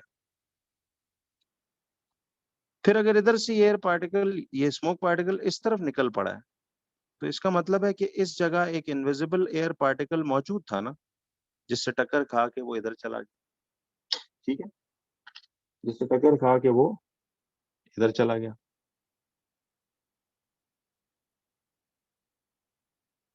जी, इसी तरह से यहां से अगर ये इधर रास्ता बदल के जा रहा है, तो इसका मतलब है कि ये स्मोक पार्टिकल इधर से एयर से टक्कर खा के ऐसे गया। तो ये जो स्मोक पार्टिकल अपना ट्रैक चेंज कर रहा है, हैप हैजर्ड मूव कर रहा है, कभी इधर कभी इधर, ये due to the collision with the air particles. तो ब्राउनियन मोशन की कंप्लीट डेफिनेशन आपको अब समझ आई कि it is the haphazard motion of the smoke particles due to the bombardment with the air particles. ठीक है जी, इस मोशन को ब्राउनियन मोशन कहा जाता है। बस इतनी सी बात है।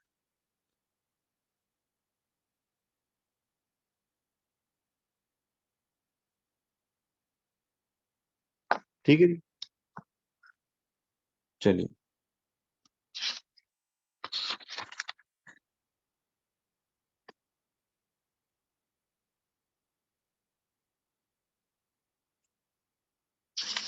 जी वंस अगेन समझा देते हैं।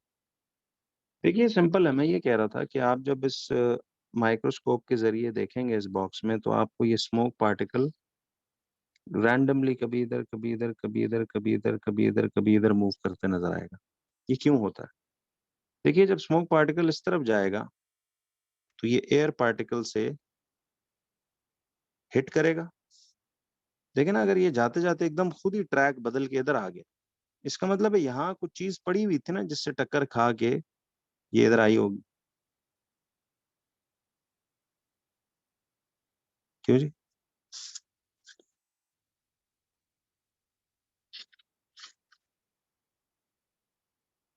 तो हमने जो डेफिनेशन में लिखा ना कि जी ब्राउनियन मोशन क्या चीज है, it is the haphazard motion of the smoke particles due to the bombardment या collision with the air particles. तो ये जो हैप हैजर्ड मोशन है स्मोक का, ये हवा के पार्टिकल्स से हिट होने की वजह से, कि वो कभी किधर जाता है फिर टक्कर खाता है, कहीं और निकल जाता है, वहां से टक्कर खाता है, कहीं और निकल जाता है। ठीक। अच्छा, ब्राउनियन मोशन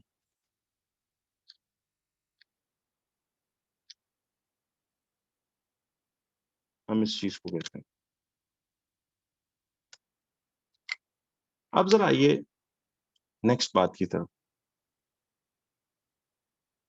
नहीं वो तो आदि मैंने क्लास में कराया था ना, काइनेटिक पार्टिकल थ्योरी। वो तो शुरू शुरू में याद है, दिसंबर में, कहीं नवंबर दिसंबर में मैंने क्लासेस ऑनलाइन में ही कराया था, लाइव में। बच्चों अब आ जाइए इस चैप्टर की एक अगले टॉपिक की तरफ, which is difference between evaporation and vaporization.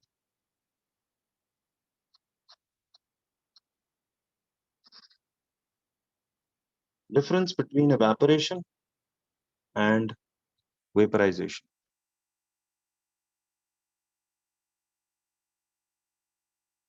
अब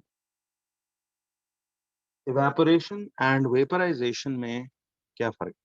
पूरा हो बताओ इसको, बताइएगा थोड़ा सा।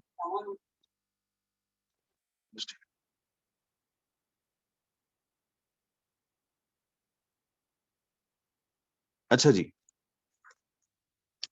तो difference between evaporation and vaporization इस पे आ जाते हैं। आपको बच्चों मैंने एक चीज बताई थी कि evaporation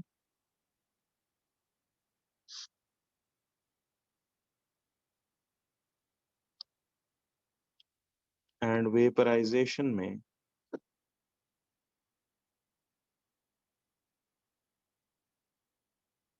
क्या फर्क है? evaporation एंड vaporization में क्या फर्क है? जरा देखें।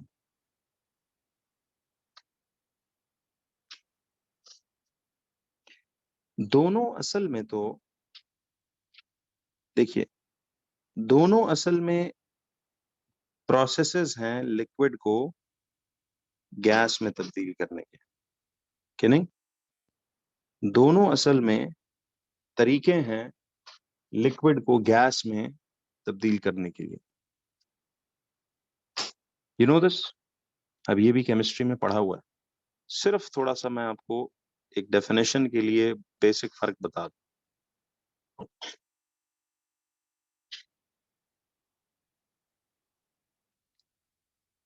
असल में एवेपोरेशन एक और चीज है, वेपराइजेशन और बॉइलिंग ये एक ही चीज है। This is one thing. Now both of them means कि ये लिक्विड टू गैस ही जाना है, ये लिक्विड टू गैस। लेकिन मुझे बताइए बच्चों, एवेपोरेशन हमेशा, एवेपोरेशन याद रखिए, from the surface of the liquid होती है। यानी ये सरफेस वाले मॉलिक्यूल्स इवेपोरेट करके ऊपर जाते हैं। तो हम यूं दूसरा फर्क ये कहेंगे कि जी it occurs at the surface, ये सरफेस पे होती है। जी बिल्कुल आता है। और जो वेपराइजेशन होती है या बॉइलिंग, उसमें हम खुद हीट देते हैं। ये तो सराउंडिंग हीट एब्जॉर्ब करके सरफेस के पार्टिकल्स इवेपोरेट करते हैं ना। यहाँ से हम बेस से हीट देते हैं तो पार्टिकल्स पहले क्या करते हैं, याद है, वो कन्वेक्शन से ऊपर जाते हैं, कोल्डर नीचे आते हैं, तो फिर पानी फैलते फैलते जैसे ही पानी 100 डिग्री सेल्सियस अचीव करता है, तब यहां से क्या शुरू होती है, बॉइलिंग या वेपराइजेशन। तो it occurs from the base of the liquid, ये बेस ऑफ द लिक्विड से स्टार्ट होती है, याद है।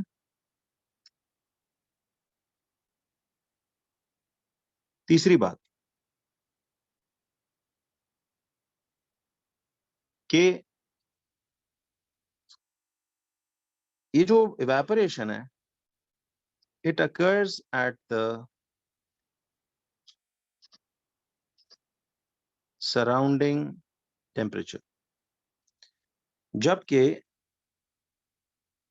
ये जो वेपराइजेशन या बॉइलिंग है, it occurs at the fixed temperature, that is what, boiling point of the liquid.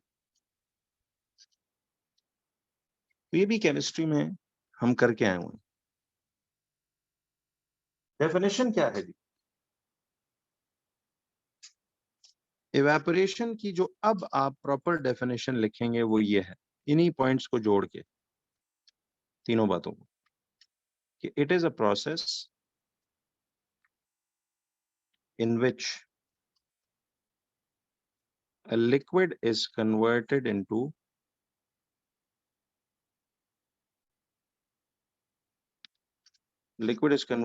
gas from the surface of the liquid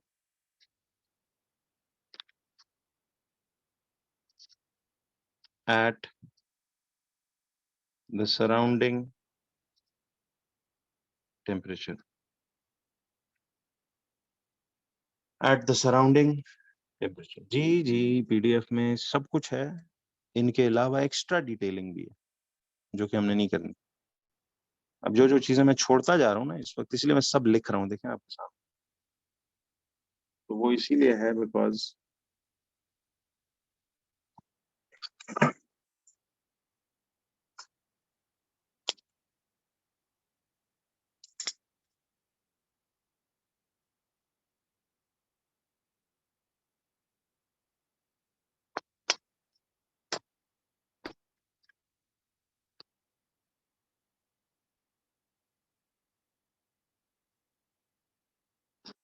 तो इवेपोरेशन देखिए ये प्रोसेस है कि ये लिक्विड का गैस में चेंज होने का, it is a process in which a liquid is converted into gas from the surface of the liquid at the surrounding temperature. जी, वही वेपराइजेशन असल में बॉइलिंग को ही कहते थे। ये तो इवेपोरेशन का डेफिनेशन है। और वेपराइजेशन की डेफिनेशन क्या है, देखिए वेपराइजेशन की डेफिनेशन क्या है।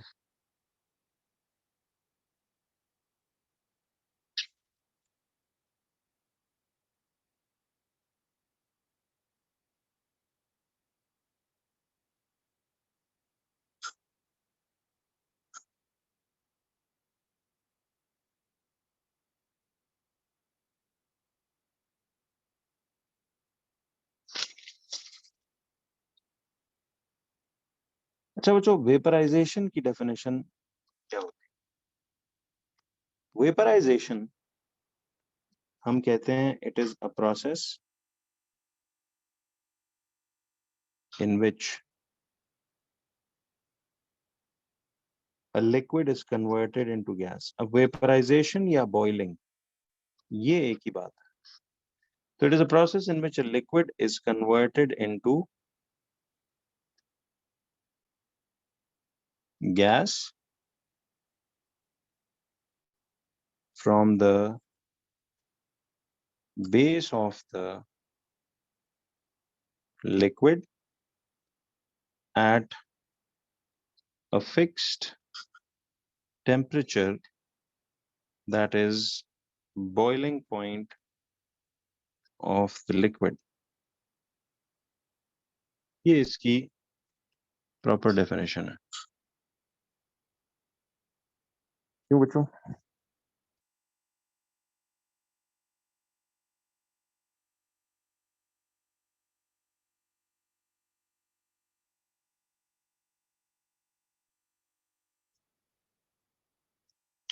अब आ जाइए,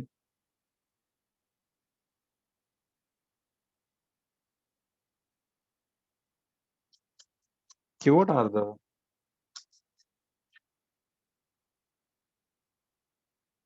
factors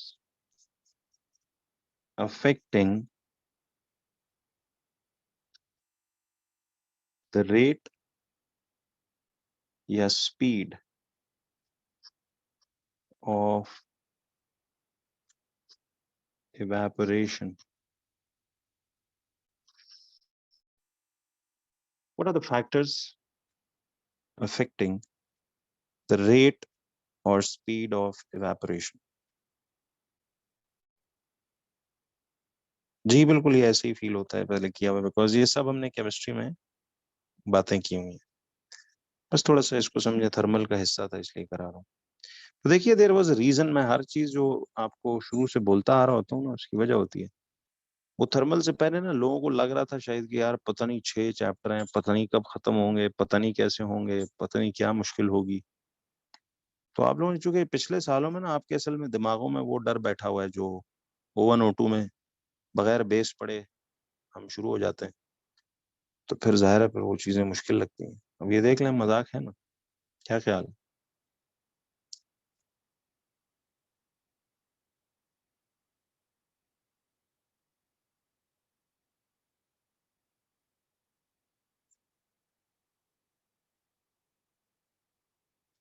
तो बच्चों, what are the factors affecting rate of evaporation?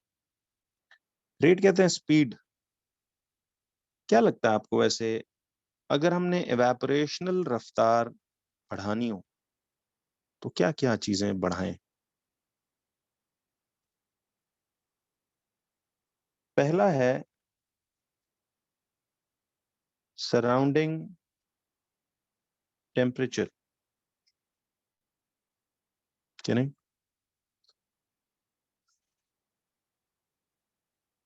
दूसरा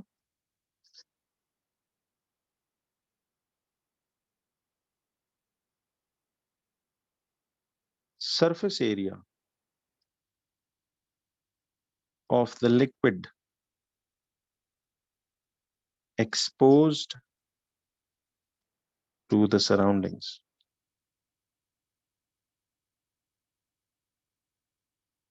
तीसरा इफेक्ट ऑफ विंड, और चौथा ह्यूमिडिटी।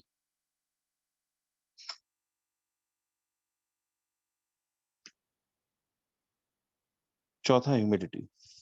जी, एकेडमी ऑफिस तो आजकल 7:30 to 9:30 खुला रहता है फॉर ईयरलीज और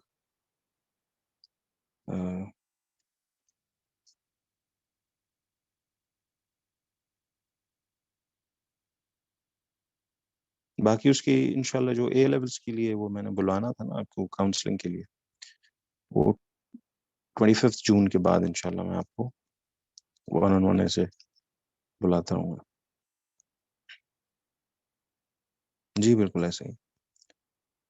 तो ये 4 फैक्टर्स हैं बच्चों जिनको, जो इवेपोरेशनल स्पीड को तेज करते हैं।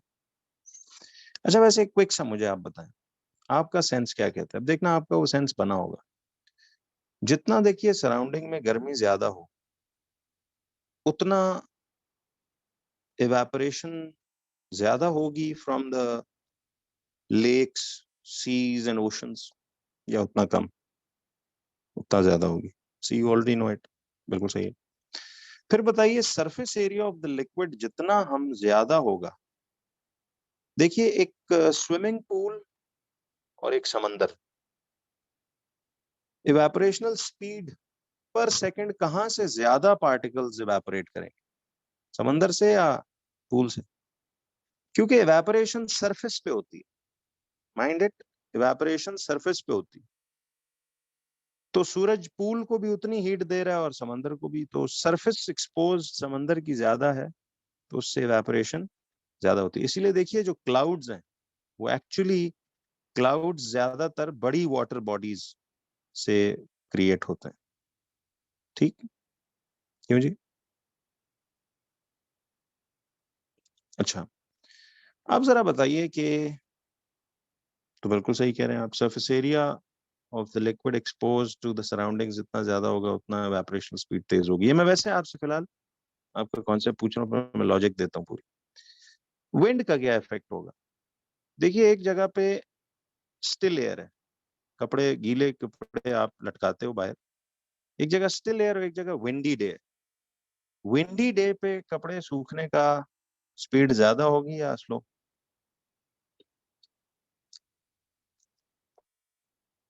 ज्यादा होगी, बिल्कुल सही है। सी यू ऑलरेडी नो दिस। तो ये मैं कह रहा हूँ कि बेसिक्स दिमाग में देखो सेंस बना हुआ है। ह्यूमिडिटी, ह्यूमिडिटी किस चीज को कहते हैं?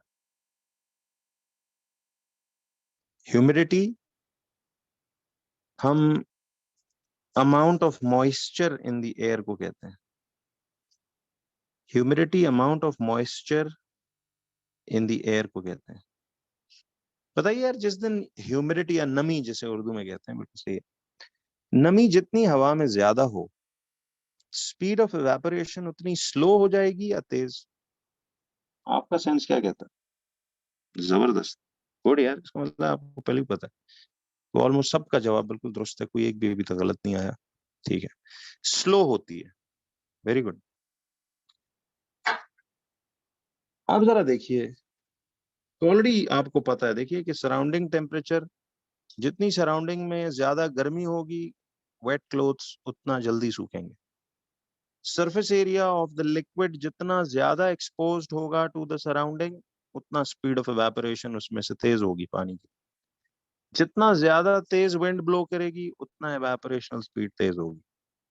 जितनी ह्यूमिडिटी ज्यादा होगी उतना स्पीड ऑफ एवेपोरेशन स्लो हो जाएगा। तो अब जरा मैं इन फैक्टर्स पे आता हूँ। तो ये इस चैप्टर का एंड पोर्शन, जी मैं भी वो वैसे ओरली कर रहा था, अब उसकी डिटेलिंग है, हम डिटेलिंग अब करूंगा। वो तो मैं वैसे इनसे पूछ रहा था, तो ये सब ने सही जवाब दिया कि इवेपोरेशनल स्पीड, बस वेपराइजेशन तो हमने ऑलरेडी इतनी पढ़नी और वो पीछे केमिस्ट्री में पढ़ के आए हैं। Right now we are discussing evaporation. Now you clearly know what evaporation is, right? Evaporation is the process in which a liquid is converted into gas from the surface of the liquid at the surrounding temperature. तो अब उसको तेज करने के factors क्या क्या है? ये चार, ठीक, माइंड दम, ये चार फैक्टर्स हैं। अब मैं आपको इस पे लाने से पहले जरा एक छोटी सी बात बता दूं।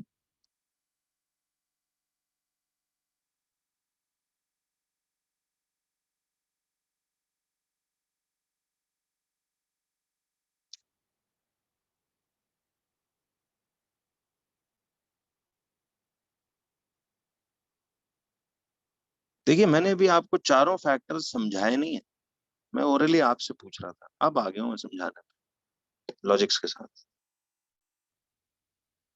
देखिए थोड़ा सा ना, जरा मैं आपको इवेपोरेशन अब ड्राइंग वाइज भी समझा दूं। अब आपने पहले जरा इसको समझना है।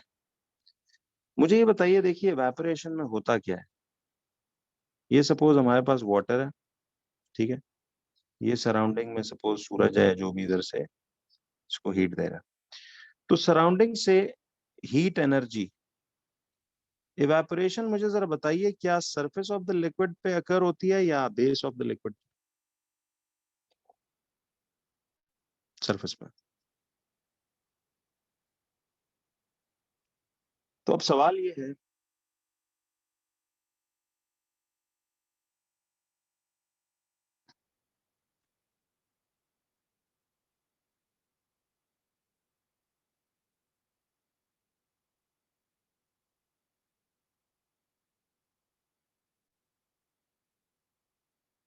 जी, तो ये सरफेस ऑफ द लिक्विड पे होता है, बिल्कुल सही।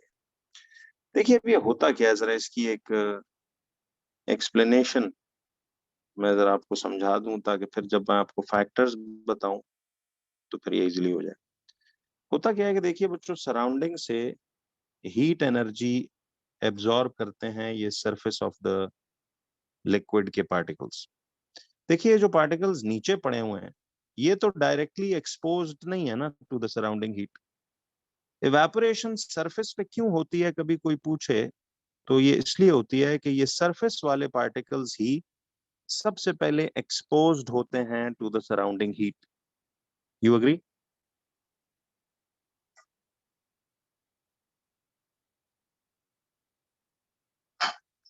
तो अब देखें, तो ये जो सरफेस वाले पार्टिकल्स हैं ये एक्सपोज्ड हैं टू द सराउंडिंग हीट। अच्छा, अब जब ये एक्सपोज्ड हैं टू द सराउंडिंग हीट, तो मुझे ये बताइए कि ये उस हीट एनर्जी को क्या करेंगे, एब्जॉर्ब करेंगे।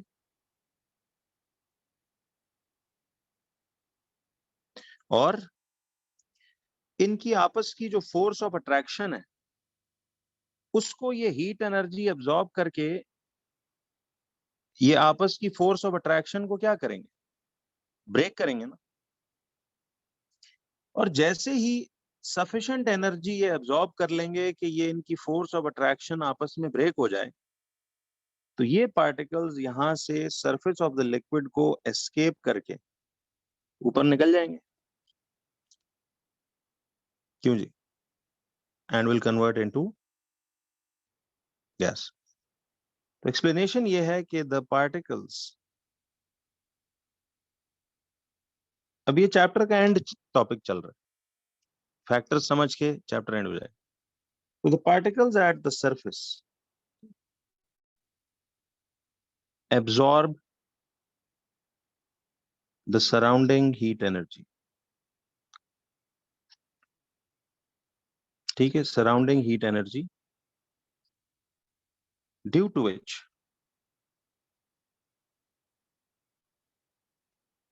they overcome the forces of attraction। They overcome the force of attraction between them as soon as these forces of attraction are overcome. As soon as these forces of attraction are overcome,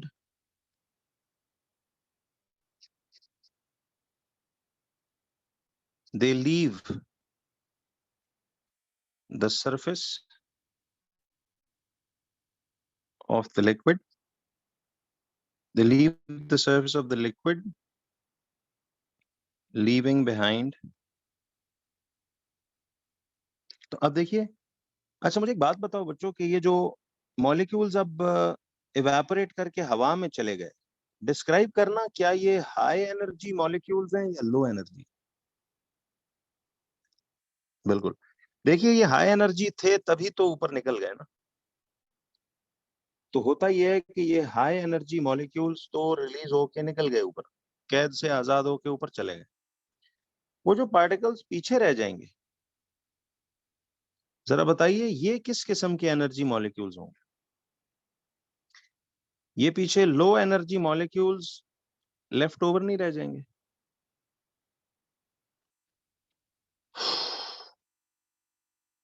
देखिए मैं ये कह रहा हूं, कहां से नहीं समझ आया जी, बताइए।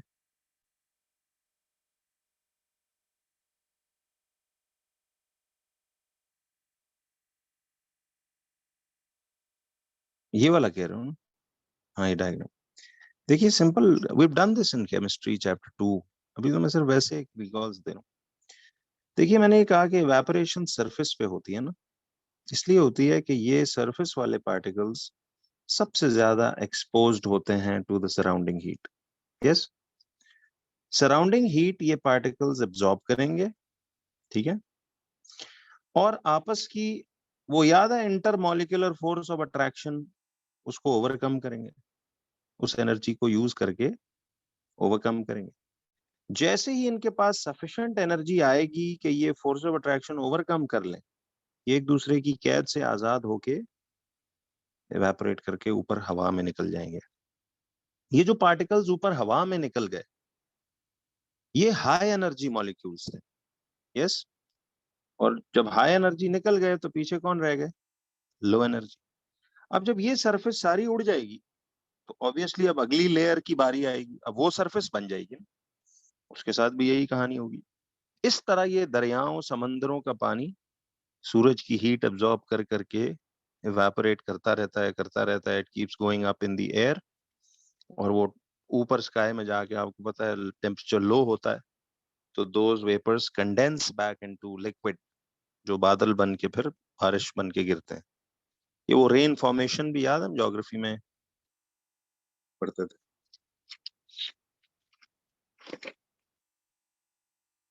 तो इधर जुमला सा कंप्लीट कर लेते हैं कि leaving behind low energy molecules. ठीक है, leaving behind low energy molecules.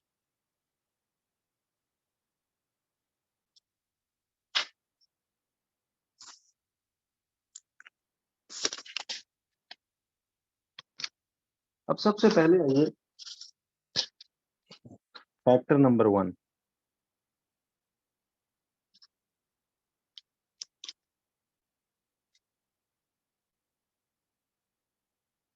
What is the relationship between surrounding temperature and speed of evaporation? तो ये आप पहले ही बता चुके हो। देखिए मैं आपको एक मिसाल देता हूं। सपोज एक वेट क्लॉथ है, ठीक है। इस दिन टेम्परेचर 25 डिग्री सेल्सियस है सराउंडिंग, और इस दिन टेम्परेचर 45 डिग्रीज है surrounding. This is wet piece of cloth. किस दिन ये गीला कपड़ा जल्दी सूखेगा?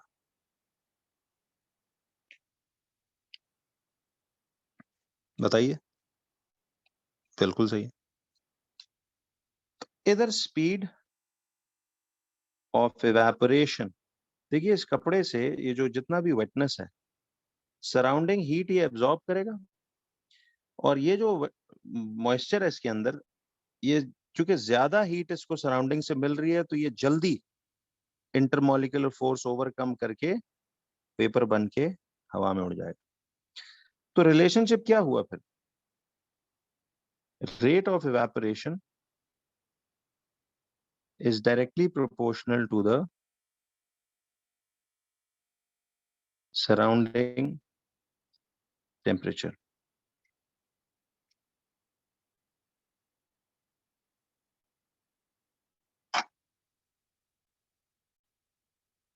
क्यों जी?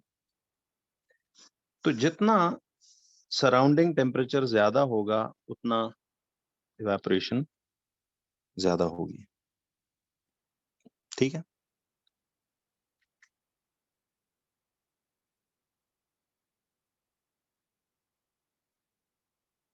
तो ये चैप्टर ऑलमोस्ट डन है, बस इसमें फैक्टर्स हम देख रहे हैं। अच्छा, सेकंड फैक्टर था सरफेस एरिया।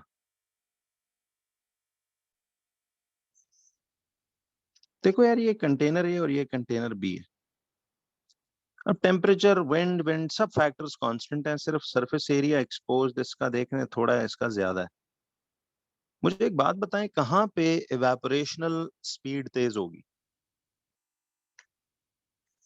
ए में या बी में? जबरदस्त। लॉजिक सुनिए क्यों। इवेपोरेशन चूंकि सरफेस पे होती है, डीप डाउन नहीं होती, सरफेस पे होती है। तो देखो यहां 4 पार्टिकल्स फर्ज करें एक्सपोज्ड हैं। एक जवाब गलत आया, अली जरा सुनना। और जहां surface area of the liquid exposed to the surrounding ज्यादा होगी, अब देखिए यहां मुमकिन है 1 सेकंड में 4 पार्टिकल्स इवेपोरेट कर रहे हो। फर्ज करो 1 सेकंड में 4 पार्टिकल्स इवेपोरेट कर रहे हैं, बट यहाँ पे सराउंडिंग हीट जब ये सारे एक्सपोज्ड हैं तो इधर 1 सेकंड में 1 2 3 4 5 6 7 8, तो यहाँ 8 पार्टिकल्स पर सेकंड इवेपोरेट नहीं करेंगे। क्यों वाली? तो कहाँ पे स्पीड ऑफ इवेपोरेशन तेज होगी? बी में। तो इसका मतलब ये हुआ कि रेट ऑफ इवेपोरेशन, सी इतनी इजी बात है, directly proportional to surface area exposed to the surroundings. इसीलिए देखिए हम क्या कह रहे थे कि एक लेक और समंदर को कंपेयर करते हैं। 1 घंटे में एक लेक है और एक तरफ समंदर है, क्योंकि इवेपोरेशन सरफेस से होनी है, तो लेक में से 1 घंटे में ज्यादा इवेपोरेशन हुई होगी पानी की या समंदर में? सूरज दोनों को हीट दे रहा है, तो समंदर से ज्यादा। इसलिए क्लाउड फॉर्मेशन सीज में, आप वेदर फोरकास्ट में भी देखते हैं ना, समंदरों से हवाएं नॉर्मली बादलों को लेकर आती हैं टुवर्ड्स लैंड, कि नहीं जी? तो यहां भी ये डायरेक्टली प्रोपोर्शनल। अच्छा, विंड और ह्यूमिडिटी का ना थोड़ी लॉजिक 10-15 मिनट की मैंने समझानी है।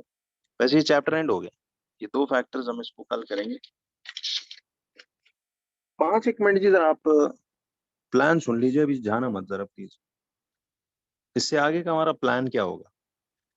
ठीक है जी, मैं स्टार्ट कर दूंगा आपके साथ 1 जुलाई टू 30 जुलाई। 3 दिन आपके एग्जाम है, 26 27 28 29 को, 4 दिन। ठीक है जी, बताता हूँ एक, ये मैं आपके साथ करूंगा इंशाल्लाह फुल टाइम ईयरलीज। तो इधर तक तो आप अब टिल 25 जून टारगेट रख लें। कोर्स रिवीजन ईयरलीज अभी बेशक मत करें, पहले कोर्स रिवीजन करें। जो लोग रिवीजन है जिनकी हुई है वो लूज शीटों पे करें, इधर तक आप कर लें। तो थोड़ा सा अगर फर्ज कीजिए हम लेट भी हुए, मिसाल आपसे रिवीजन में थोड़ी कहीं सुस्ती उस्ती रह जाती है, तो ये भी आप चलो रिवीजन के लिए यूटिलाइज कर सकते हैं। ठीक है जी, बट कोशिश ये करनी है कि मैं फिर फर्स्ट से प्रॉपर, आप एक दिन पहले मॉक की तौर पे किया होगा, उसको हम डिस्कस करेंगे प्रॉपर तरीके से। ठीक है, इसमें ऑन कैंपस क्लासेस कब होंगी वो मैं आपको बता दूंगा, जरा बस ये कूलिंग का इस कमिंग वीक में एसीज वगैरह लग रहे हैं तो वो हो गया इंशाल्लाह फिर।